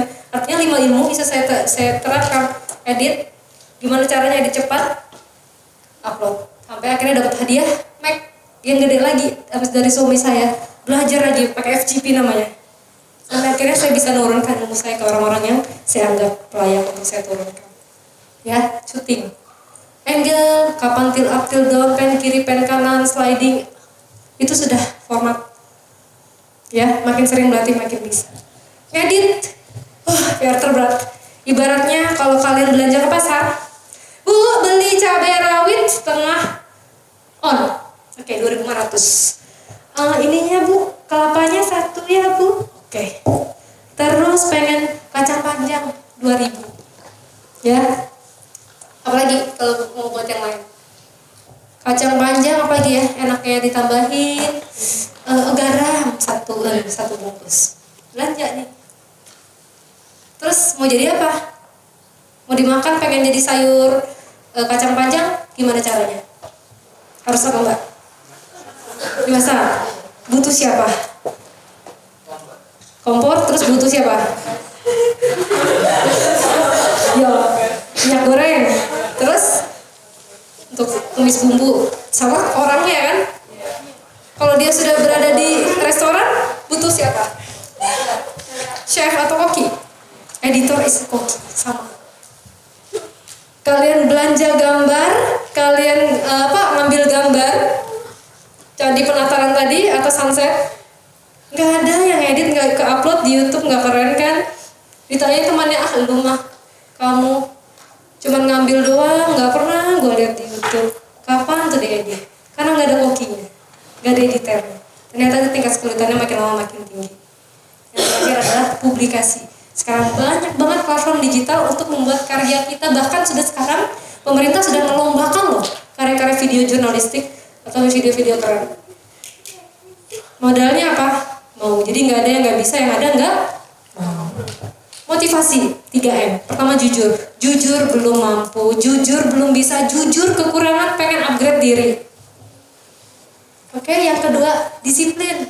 Pagi hari aku udah harus nulis 1 jam, aku nulis 1 artikel berita, habis itu masak, habis masak lanjut dengan kegiatan ini ngajar, ada jamnya. Disiplin. Tanpa disiplin saya nggak di sini. Tanpa disiplin karya saya 17 tahun dari papan 17 tahun di Jakarta nggak bisa melambungkan nama. Sampai akhirnya saya berani memutuskan ke sini. Tanpa disiplin kita nggak akan jadi apa-apa. 3, konsisten. Sekarang kan pencarian jati diri. Yang kuliah alhamdulillah, yang enggak apa-apa. Mau jadi koki, ikut sertifikasi koki. Ya, sekarang ada yang namanya vokasi. Jadi nggak mesti jadi sarjana. Kalau kalian mau jadi koki, belajar jadi chef, ikutin kursus banyak, profesional buka resto, buka kedai kecil-kecilan. Gitu loh. Pengen jadi desainer butik, sekolah. Jadi harus tahu dulu. Sekarang itu era dimana kita fokus itu mencari bakat kita maunya apa. Kursus, tekuni, konsisten di bidangnya. Oke, berikutnya. Sudah, terima kasih teman-teman. Oke, jadi teman-teman, cuma berlatihlah yang bisa bikin kamu mahir. Jadi bukan cuma sarjana yang S1, S2, S3 ya. Tapi ternyata dia berlatih. Tapi teori penting. Kamu bisa karena biasa. Mohon maaf kalau ada kekurangan, silakan tanya jawab. Wassalamualaikum warahmatullahi wabarakatuh.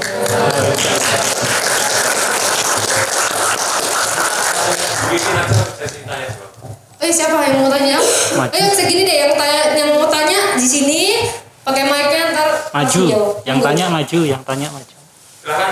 Ayo, jadi kayak jangan sampai yang tadi kayak kata Pak Hendro, generasinya duduk di belakang, disuruh nanya, diem. Tapi nanti pas keluar, kakak mau nanya ini terlambat. Mau nanya apa? Silakan. Yang kepoin Instagram saya boleh. Kalau follow back ya Mbak, karena saya sering nggak follow backin orang. Nanti kalau Instagramnya nggak beres gitu kan saya unfollow. Kadang-kadang yang aneh-aneh gitu ya, yang hoax. Belum ada yang nanya nih. Yuk silakan.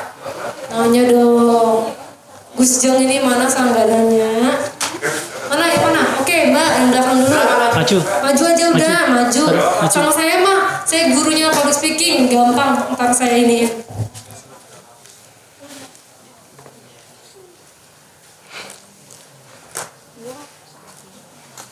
Sebutkan nama, sekolahnya, terus mau nanya apa? Selamat siang ya teman-teman semua. Saya Nurmila Masari, saya sekarang masih kuliah di Universitas Udayana Bali jurusan pariwisata.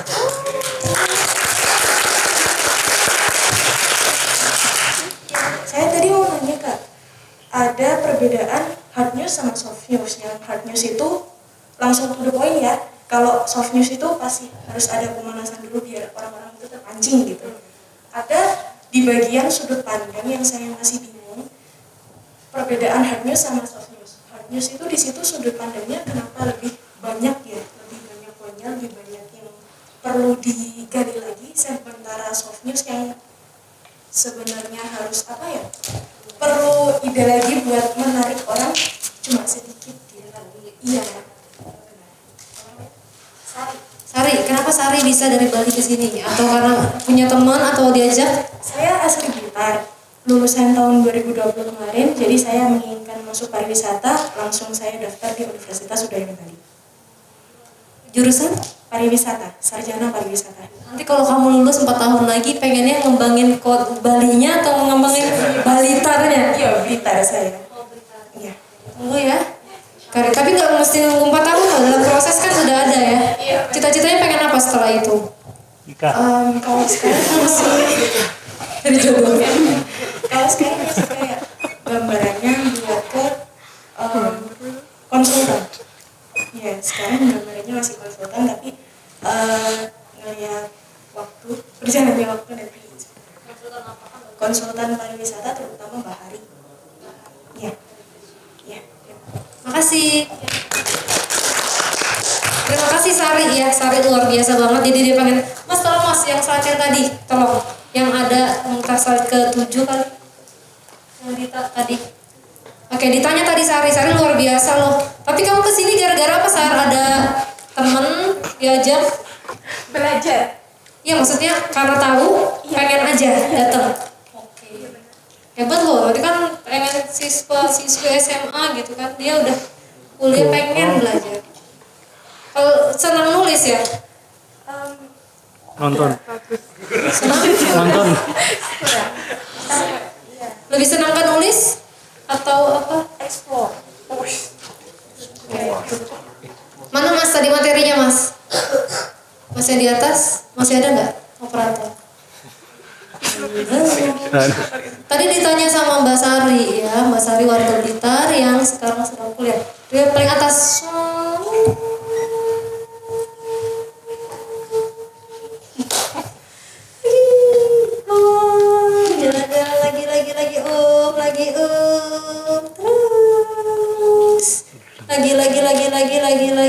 lagi. Oh, nah. Yang di atas om. Nah, sudut pandang.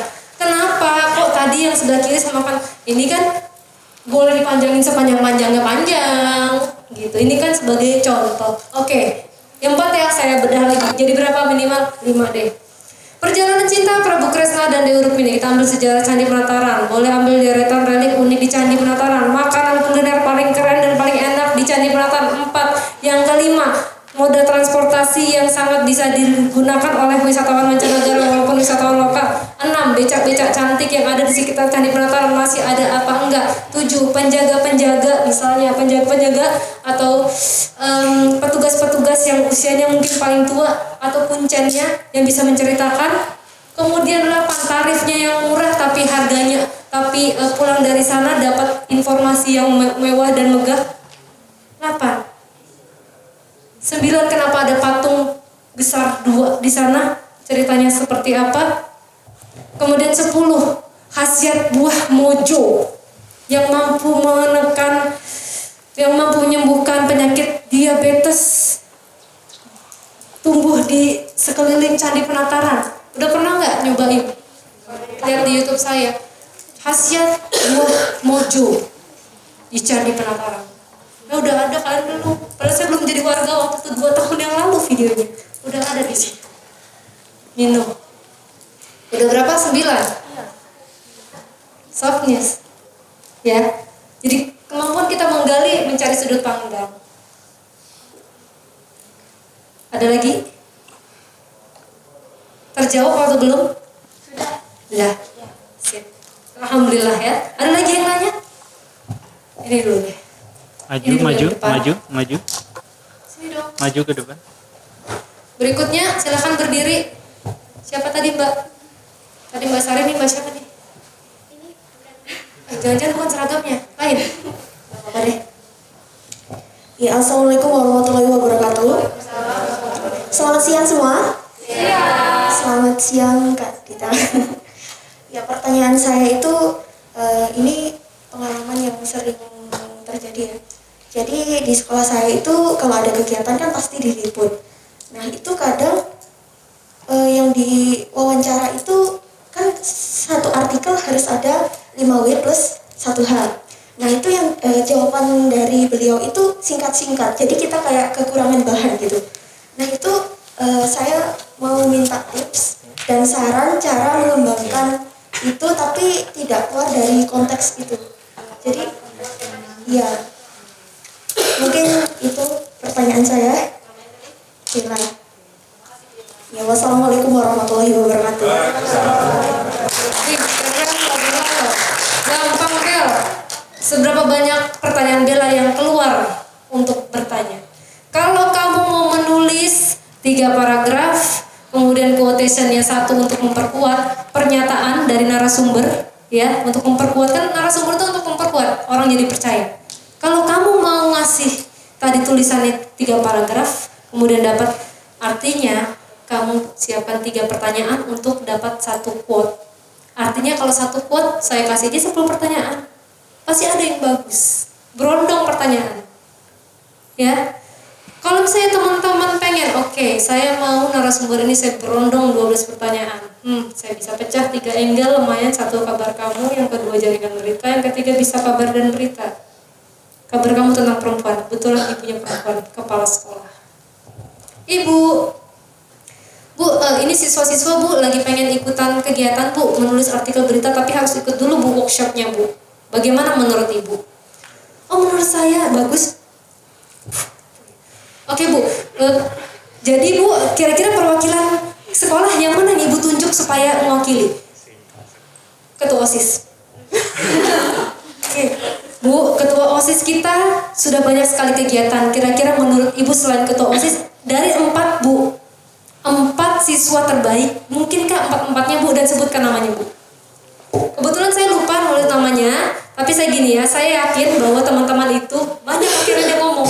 Saya yakin bahwa nggak cuma 4 orang aja di sekolah ini yang mampu ngikutin kegiatan. Walaupun nanti yang ikut adalah 1, tapi saya pengen 10 orang dikirim oleh sekolah. Lumayan dapat quotation, dapat quote. Oke Bu, nanti harapannya adalah apa ya Bu ya tempat pariwisata yang kita angkat Bu menurut Ibu? Oh kalau saya itu kan suka nih jalan-jalan ke Pantai Serang Blitar, ada ikan asapnya, ada ada sunsetnya, terus saya juga bisa melihat guanya juga di situ dan anak saya kebetulan senang juga. Jadi kayaknya teman-teman itu juga harus menuju ke sana karena kita juga bisa melihat historinya ataupun sejarah dari siapa patung Supriyadi. Kepo. Ya.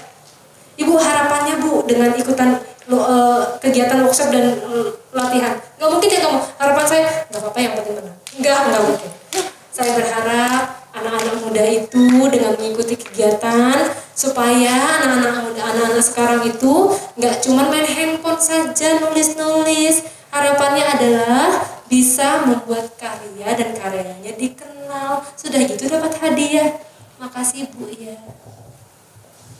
Dapat kan Mbak? Artinya amunisi kamu.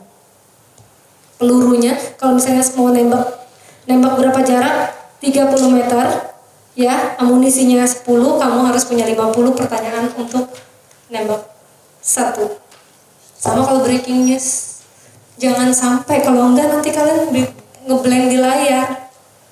Makanya orang-orang kalau udah duduk di meja breaking news itu nggak ada prompter, pengetahuannya harus luas, gitu ya teman-teman. Jadi kalau kenapa ya Bu kok ininya quote-nya pendek ya? Karena kamu nanyanya nggak panjang.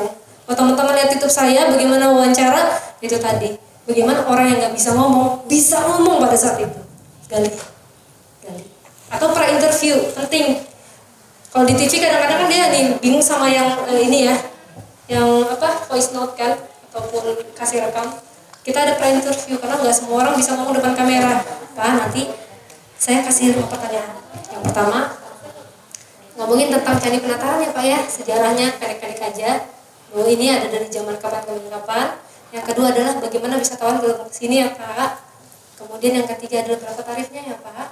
Yang keempat nanti Bapak bicara tentang selama pandemi ini kira-kira masih tutup atau enggak. Jadi wisatawan mau kalau kayak gini, sini kemana, gitu-gitu. Harus siapkan poin ya. Udah cukup menjawab?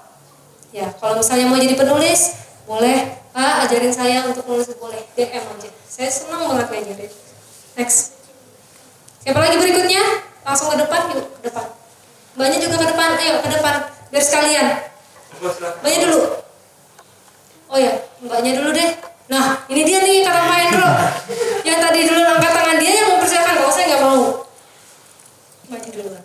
Itu mental juara. Ya udah dua-duanya yuk, mbaknya juga. Sadikat yang duluan. Mbak Bella sudah terjawab Mbak Bella? Perkenalkan, nama saya Jawa Sekar Ari Eka Danmayasa dari SMA Negeri 1 Tahun. Pertanyaannya, saya kan sebagai jurnalistik sering untuk wawancara, entah itu ke guru, siswa gitu. Biasanya ketika ada sebuah pertanyaan, jawaban mereka itu kadang melenceng dari pertanyaan. Sebelumnya ditanya tentang keseharian di rumah apa Pak, tiba-tiba menceritakan tentang istrinya lah, ininya lah, itunya, kesana kemari. Itu bagaimana ya Kak untuk mengatasinya? Kan nggak mungkin kalau saya tiba-tiba ngomong, maaf Kak, ini tapi kalau ada pertanyaan gitu kan nggak mungkin. Minta tipsnya. Terima kasih. Terima kasih Akila. Silahkan duduk Akila. Kita beri tepuk tangan untuk Akila. Selamat siang. Perkenalkan, nama saya Ica Gadis Margareta dari SMKN 2 Blitar.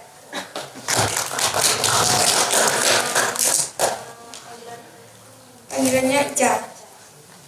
Pertanyaan saya, bagaimana cara agar tulisan kita atau berita yang kita tulis bisa menarik di kalangan pembaca, atau berita yang telah kita tulis mendapat empati ataupun simpati dari khalayak umum.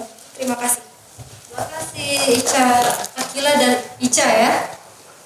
Oke, saya jawab yang Akila dulu. Akila bilang, gimana caranya supaya yang tadi jaga sembung, Bung Rencong nggak sambung dong, nggak nyambung Bapak. Jadi kan nggak mungkin kita digituin, kamu bocah, tahu apa?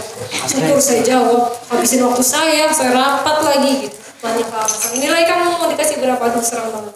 Oke, jadi kayak gini, jadi teman-teman.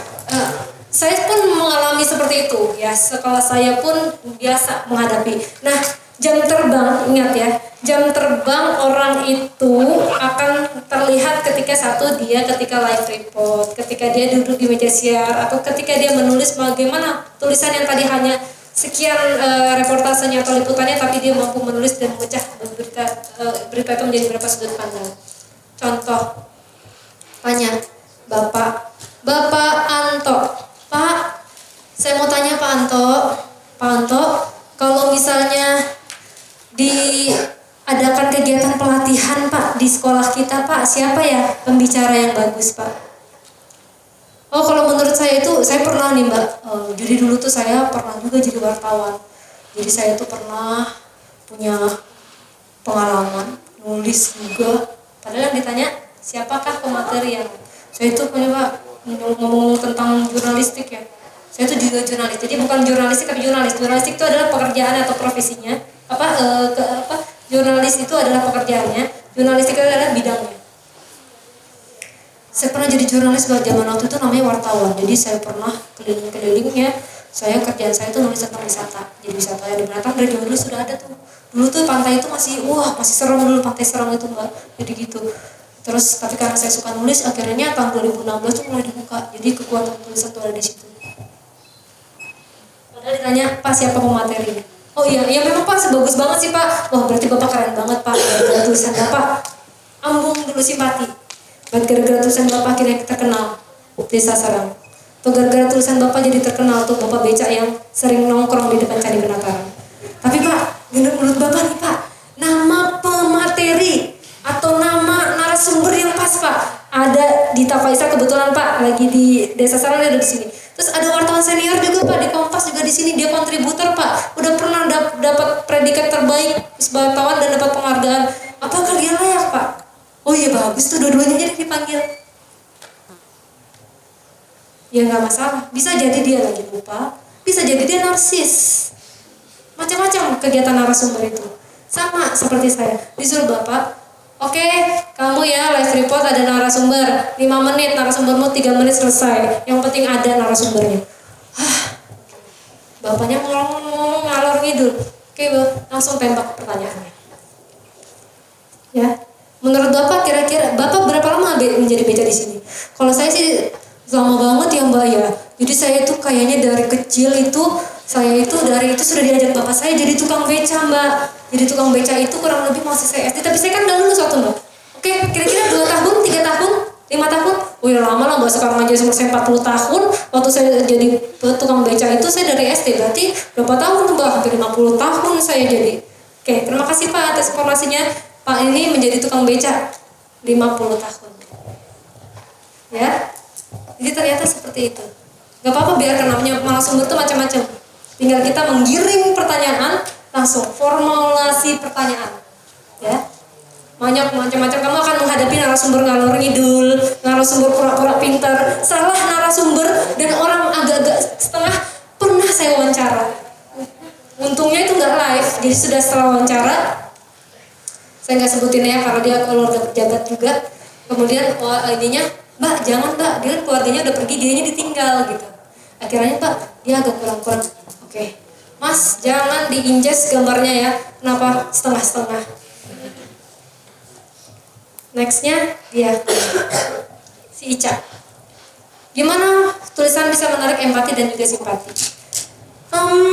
Tergantung kamu menggali pertanyaannya, Cak. Kalau tadi tentang tukang bajai, kamu empati dulu. Mau ngangkat ini berarti kan soft newsnya kan. Soft newsnya kamu ngangkat angle-nya sih kisah atau perjuangan tukang bajai, perjalanan supir bajai mendaki gunung dari Blitar hingga Pantai Serang. Pasti dia akan judulnya aja udah ini, perjuangan tukang beca menembus Blitar hingga Pantai Serang. Dari pertanyaan kamu udah ngegali yang kayak tadi, Bapak berapa lama ya Pak dari tukang beca? Saya sih kurang lebih 10 tahun. Biasanya rutenya mana-mana aja Pak? Rutenya Blitar, Kanigoro itu aja Pak 10 tahun.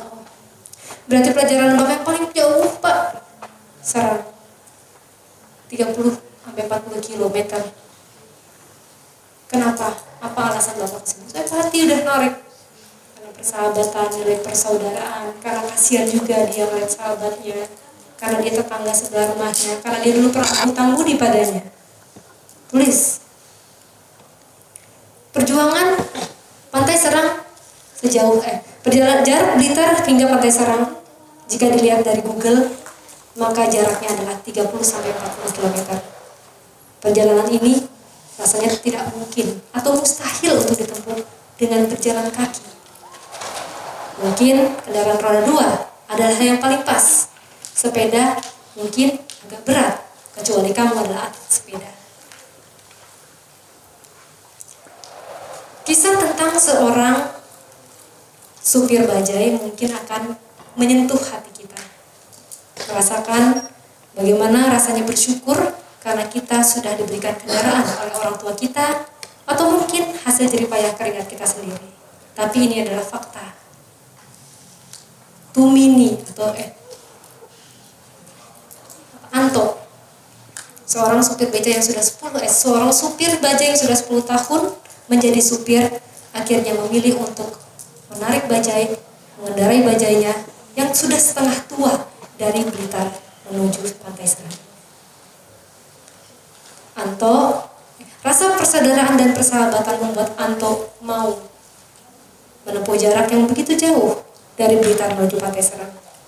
Bayangkan, medan jalan berbukit, dari desa ke desa, bahkan jalannya tidak mulus, membuat Anto harus menempuh perjalanan hampir kurang lebih 3 jam dari Blitar menuju ke Pantai Serang. Empati nggak kalian? Kalau baca agak ini nggak? Ngedengar aja gitu kan? Kebetulan saya yang baca, jadi kan kalian terenyuh. Terus kamu lagi. Selama 3 jam, Anto bercerita bahwa perjalanan tersebut mengalami berbagai tantangan. Penasaran dong, apa nih? Berikutnya, penasaran nggak? Masa nggak gitu? Penasaran kayak gini. Terus dia ngomong kayak gini. Apa tuh? Anto yang dari Blitar merasakan mulusnya perjalanan nampak terengah-engah ketika berada di sekitar kecamatan Pangungrejo. Ketika berada di pertigaan Pangungrejo menuju ke desa setelahnya, Anto terpaksa meminta sahabatnya tersebut untuk mendorong becanya bersama istri dan anak-anaknya. Renyuh kalian gak mungkin. Namun pada saat itu Anto merasa iba ketika anak-anak yang masih kecil harus berjuang mendorong beca dari bukit ke bukit. Sentuh. Anto sepakat bersama sahabatnya Eko yang sudah ia kenal sejak SD. Anto, Eko, dan istrinya harus bertiga mendorong beca dan kemudian desa itu diisi oleh anak-anaknya tercinta. Perjalanan panjang kurang lebih 3 jam lama terengah-engah dari desa ke desa hingga akhirnya sampailah ke desa Serang, tepat di depan kedai dikasih kopi. Dengan wajah memelas, sang istri, tapi Eko masih tetap bahagia karena mampu membawa istrinya sampai ke Pantai Serang sebagaimana yang diimpikan beberapa tahun yang lalu. Sedih nggak? Padahal cuma cerita. Padahal kan cuma cerita doang, nggak beneran. Tapi itu kenapa ada cerita seperti itu? Karena kamu bisa menggali pertanyaan itu. Pasti dapat cerita itu, orang fakta kok. Pak, bagaimana Bapak tinggal kamu menulis? Oh, betapa sedihnya aku ya ketika aku punya keluarga. Gimana kalau orang tua? Gimana kalau aku waktu itu masih kecil? Atau mungkin memang itu pernah terjadi, cuma waktunya yang berbeda. Perjalanan ternyata tak sampai di situ. Ketika pagi hari, anak-anaknya tengah bermain di tepi pantai, berlarian, sang istri masih tetap cemburu. Anto curhat kepada Eko. Eko yang yang jauh menunggu di musola yang jaraknya kurang lebih 500 meter dari bibir pantai Serang hanya bisa berkomunikasi melalui WhatsApp. Dengan setia, Eko bertanya pada sahabatnya, masihkah kau menunggu? Tanda kutip, masihkah kau menunggu aku? Cie, sahabat, kata sahabat. Kemudian sahabatnya bilang, aku masih menunggumu. Sedih kan? Empati kan? Menarik gak empati? Empati. Ketika jam 11, waktu check out tiba. Sebelum harus mengeluarkan uang yang lebih, kocek yang lebih, Eko memilih mengambil barang-barang bersama istrinya dan kemudian dijemput oleh sang bajai tepat di homestay Mami milik David, sahabat dari pemilik kedai di Kasikordo. Eko naik bersama istrinya dan anak-anaknya dengan wajah setengah bahagia setengah sedih. Ya kan, bahagia kan anak udah nih, cita-citanya udah kecapai doang 2 tahun lalu. Eko mendapatkan semangat dari teman sahabatnya karena ia bisa pulang bersamaan pada hari itu. Endingnya gini, harapan harus dikasih. Semoga kisah Eko dan Anto bisa memotivasi kita untuk bersyukur, menancapkan nilai-nilai, rasa persahabatan dan rasa syukur kepada Sang Kuasa. Titik. Boleh kalau di blog pribadi, itulah sekilas pengalaman saya ketika bla bla bla. Tapi kan namanya itu fiksi kan nggak boleh ini diiniin, terus saya hoax. Itu juga karang-karangan gitu. Gitu ya Mbak ya? Terjawab? Ya, jadi empati itu kamu ngegali pertanyaan. Berapa banyak pertanyaan? 1, nama bapak siapa? Eko dapat Anto. 2, istri anaknya berapa? 4. Ya. Kemudian bagaimana sampai ngedorong Pak? Misalnya dia nggak ngomong, dia malu misalnya, Pak, mungkin bapak sampai ngedorong juga sempat nggak Pak tadi Pak? Sempat Mbak, ngedorong walaupun sedikit. Nggak mungkin pas panjang ngedorong. Oke, sempat ngedorong. Jadi ada penekanan bahwa dia sempat mendorong. Gitu. Gimana Pak, anak-anak sudah main? Alhamdulillah udah main. Jam berapa? Jam 11. Karena waktu check out jam 11 siang. Gitu pertanyaan berulang pertanyaan. Ada lagi 2 pertanyaan terakhir, langsung sekaligus. Gak ada? Siapa? Gak ada yang nanya, sudah terjawab semua. Oke deh, kalau gitu saya rasa cukup. Kalau misalnya ada pertanyaan dan yang lain, monggo langsung DM saya yang pengen belajar nulis. Saya senang banget tulisannya bisa dimuat di tadi yang sudah saya sebutkan. Untuk Mbak siapa tadi namanya saya lupa. Mbak Indah yang mampu menghitung berapa kata yang tadi saya sebutkan. Aduh, hebat banget. Saya kasih kesempatan mau belajar apapun, selagi itu masih ilmu saya kasih pol sampai apa yang kamu inginkan. Ya, siap. Silahkan pagi, insya Allah saya bisa. Mohon maaf kalau ada kekurangan, saya bukanlah yang sempurna tapi menuju sempurna. Wassalamualaikum warahmatullahi wabarakatuh. Waalaikumsalam warahmatullahi wabarakatuh. Sekali lagi kami sampaikan terima kasih atas materi yang disampaikan oleh Mbak Dita. Gimana teman-teman? Menarik? Seru? Masih semangat? Masih. Amazing gitar? Mana semangatnya? Gak ada. Tadi kan kalau saya sampaikan amazing gitar, yang semangat kita gelurakan Land of King. Oke, sekali lagi boleh? 1, 2, amazing gitar. Oke, tepuk tangan sekali lagi boleh? Nah, tadi sudah disampaikan 2 materi hebat yang juga memberikan spirit motivasi kepada kita semuanya, bahwa memang seperti Pak Hadi tadi menyampaikan melalui karya-karyanya, Mbak Dita juga sudah beberapa tahun menekuni di bidang jurnalistik, dan juga ini harapannya bisa ditularkan kepada teman-teman yang hadir di sini, bisa diimplementasikan apa yang didapat di sini. Jadi tidak sekedar hanya hadir, terus kemudian teman-teman mendapatkan materi, lalu hanya disimpan, kemudian tidak dituangkan dalam tulisan, itu sangat sayang sekali. Nah, hari ini kami dari Dinas Pariwisata, Kebudayaan, Pemuda dan Olahraga Kabupaten Blitar melalui bidang pemasaran, pariwisata dan juga ekonomi kreatif hadir ke tengah-tengah teman-teman, memberikan platform yang itu bisa teman-teman akses, yaitu lomba jurnalistik wisata kayak gitu.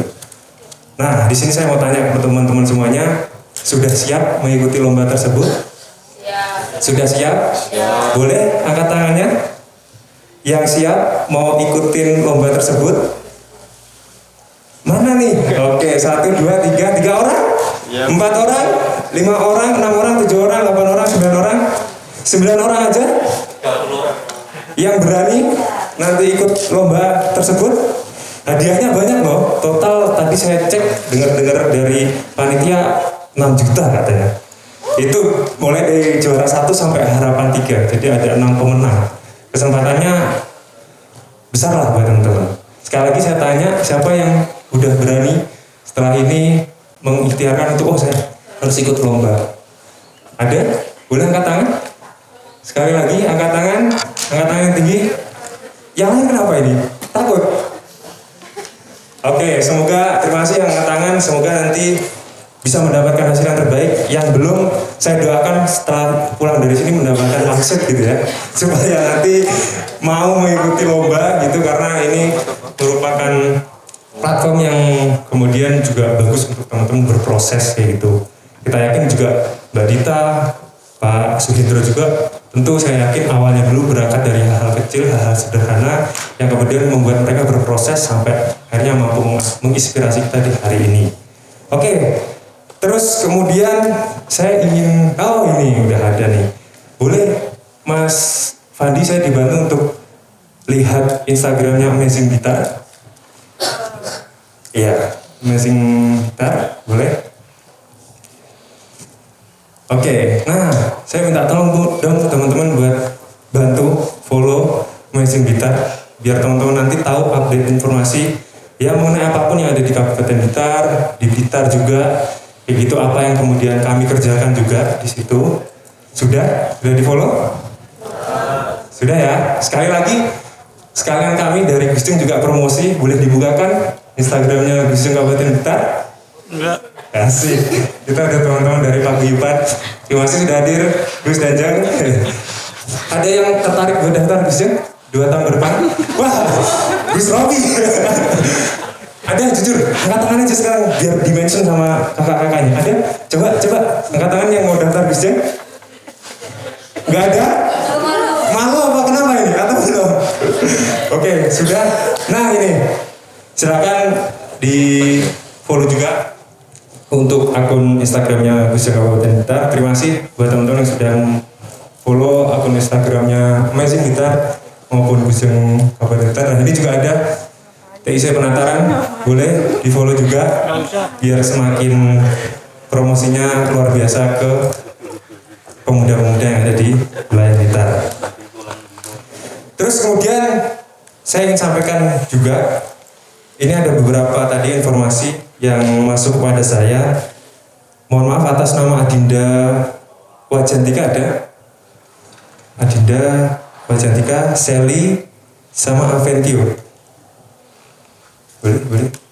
Nah nanti mohon dipersiapkan kartu identitasnya ya. Setelah ini boleh dipersiapkan untuk nanti menuju ke meja registrasi.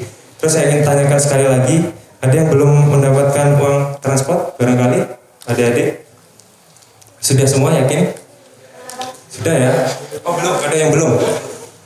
Boleh di notes Mbak Caroline yang belum atas nama siapa? Atas nama siapa? Oh bisa saya.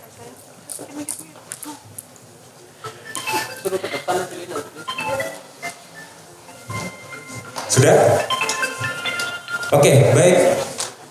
Sebelum saya tutup juga, saya sedikit cerita sih akhirnya, karena kebetulan saya yang pegang mic, jadi yang saya punya kuasa untuk berbicara apapun. Seperti tadi Pak Hendro menyampaikan bahwa saya juga ingin memberikan ya sedikit lah berbagi kepada teman-teman semua yang hadir di sini. Sekalipun nanti teman-teman mau memanfaatkan fasilitas perlombaan ini atau enggak, ya itu terlepas dari itu semua, saya yakin ketika teman-teman ingin mendalami jurnalistik ini juga nanti akan bermanfaat di jenjang berikutnya. Mau teman-teman nanti bekerja di bidang jurnalis atau enggak, teman-teman pasti tidak lepas dari menulis ataupun hal-hal yang sifatnya jurnalistik kayak gitu. Dan pun seperti saya dulu juga sebenarnya nggak menyadari, bahkan kegiatan-kegiatan semacam ini sebenarnya kalau teman-teman mampu memaknai lebih dalam itu akan dapat memberikan akses yang luar biasa bagi teman-teman. Saya sedikit cerita nanti di luar setelah jenjang SMA teman-teman itu banyak wadah, banyak yayasan, banyak mau pihak pemerintah maupun swasta yang mewadahi karya teman-teman di bidang jurnalistik. Itu sangat banyak sekali. Teman-teman bisa langgan itu dimanapun berada, dan itu juga sangat profitable buat kita gitu. Dalam artian dulu sempat saya ketika menyelesaikan kuliah saya gitu ya di semester 2 dan 3 masih mahasiswa baru juga itu di tahun 2017 saya mengikuti salah satu program dari yayasan yang kemudian programnya itu adalah program beasiswa. Nah, beasiswa itu akan cair ketika kita menulis berita dan juga opini setiap 1 minggu sekali dan 1 bulan itu 1 opini. Jadi 1 minggu sekali saat itu dulu selama 2017 saya juga bergerak, berlatih, belajar untuk kemudian menjadi sosok jurnalis gitu. Jadi membuat berita, membuat opini setiap bulan yang untuk kemudian ya motivasinya tentulah dulu kan mahasiswa pengen cari tambahan sangu dan sebagainya kayak gitu. Akhirnya ya karya itulah yang kemudian bisa kita manfaatkan gitu. Nah, jadi teman-teman, monggo yang tertarik buat belajar terus belajar di jurnalistik ataupun bidang lain yang kemudian itu bisa mengantarkan teman-teman untuk bisa mendapatkan ruang-ruang yang bisa menambah kapasitas dan kapabilitas teman-teman yang ada di sini. Pemuda kita harus hebat, oke? Oke, siap. Itu terakhir dari kami. Harapannya program kegiatan pelatihan ini dapat menjadi titik awal geliat wisata juga konteksnya, geliat jurnalistik juga konteksnya untuk mendorong minat teman-teman anak muda mau dan berani menulis. Itu harapan utama kami. Jadi kami akan sangat merasa bersyukur, akan sangat merasa berhasil ketika nanti dari 6 juara itu adalah salah satunya hadir nama teman-teman yang ada di sini. Amin ya. Semoga nanti di tanggal berapa pengumumannya? Tanggal berapa? 7. Tanggal 7 Desember, semoga saya melihat nama adik-adik semua terpampang menjadi salah satu juara pada program lomba menulis artikel jurnalis wisata di Blitar. Amin? Oke, terakhir banget ini. terakhir dari tadi. Mari sama-sama kita cintai wisata kita. Kalau teman-teman melalui perjuangan jurnalistik, karena terimalah salam hangat terakhir dari saya. Salam cinta dan perjuangan, karena dengan cinta kita berjuang. Saya Dimas Putrawijaya, pamit undur diri. Mohon maaf atas kekurangan kami. Wassalamualaikum warahmatullahi wabarakatuh.